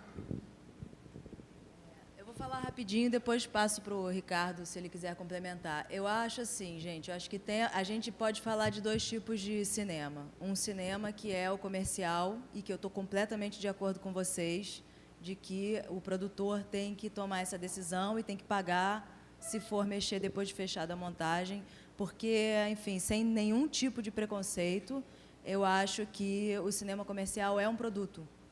É algo que é visando bilheteria, é visando público. Então, acho, sim, que se querem fazer esse tipo de mexer, mudar todo um processo, enfim, mudar todo um processo de produção, o editor de som ter que trabalhar madrugadas para isso, com certeza tem que ser pago. Isso eu concordo plenamente. Agora, já vivi também torturas de diretores autorais que querem melhorar o seu filme e que me ligam de madrugada porque tiveram uma ideia. E aí eu já não estou mais recebendo, mas eu procuro entender, até porque num filme autoral eu também, enfim, a minha assinatura como montadora, imagino e acredito que também seja uma assinatura autoral e quero que esse filme fique bom, porque se ele não vai me trazer dinheiro, ele vai me trazer felicidade, orgulho e honra por ter trabalhado. E aí é horrível, a gente trabalha sem receber, mas eu acho que em prol do filme ficar bom, eu acho que sim, tem que ser feito. E aí, enfim, gente, aí eu acho que é o nosso ofício e aí eu acho que é de cada um aceitar fazer determinado projeto, seja comercial, seja autoral, e saber no que está se metendo. Essa é a minha opinião. Quer complementar? Concordo perfeitamente com a Karen, assim, acho que não, né, eu não sei, é difícil para me dizer, assim, eu nunca fiz nenhum trabalho comercial, sabe, eu nem me considero um profissional, na verdade, de montagem, sabe, eu acho que sou um amador, porque eu sempre fiz filmes com pessoas que eu admiro muito, sabe, que eu queria muito trabalhar, muitas vezes eu recebi muito abaixo do que no mercado se recebe, mas que para mim vale a pena porque traz felicidade, traz realização, para mim, muito importante para a minha vida, assim, é o que me enriquece. Né? Mas, nesse espectro, né, da minha percepção, sabe, eu acho que não existe filme ideal. Né? Então, assim, procurar o ideal cara, eu acho assim, tu vai sofrer. Se você vai procurar o ideal, você se prepara para sofrer na tua vida, porque não existe nada ideal nesse mundo. Né? Cada filme vai realmente colocar novos problemas, vai ter novas coisas que você não esperava, sabe? A gente vai ficar se debatendo eternamente contra isso, sabe? Acho que tem coisas que são práticas que tem que resolver, mas tem coisas que você vai ter que, se você quer fazer, você vai ter que fazer conforme vem tudo, né? Vem com o pacote completo.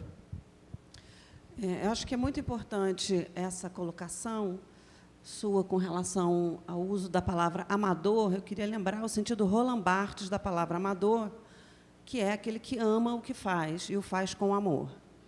Tá? Então, eu procuro usar a palavra amador e pensar nela sempre amador no sentido Roland Barthes, é o que eu gosto de usar como definição. Ficou muito claro, acho que nesse final, embora a gente não tenha tanto tempo para debate, um encerramento rápido aqui, a importância que nós temos que dar para metodologias de trabalho e para todo esse trabalho político. Não devemos ter medo de falar que devemos fazer um trabalho político, devemos atuar politicamente. Né? Essa palavra política ficou assim, taxada de um monte de coisa, mas, pelo contrário, né? Então, a presença do presidente do sindicato aqui é uma coisa que muito me alegra, sabe? Foi muito bom te ouvir.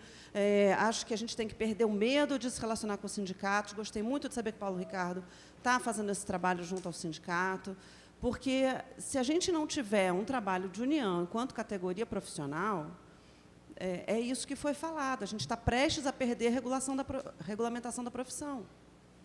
Isso está prestes a cair.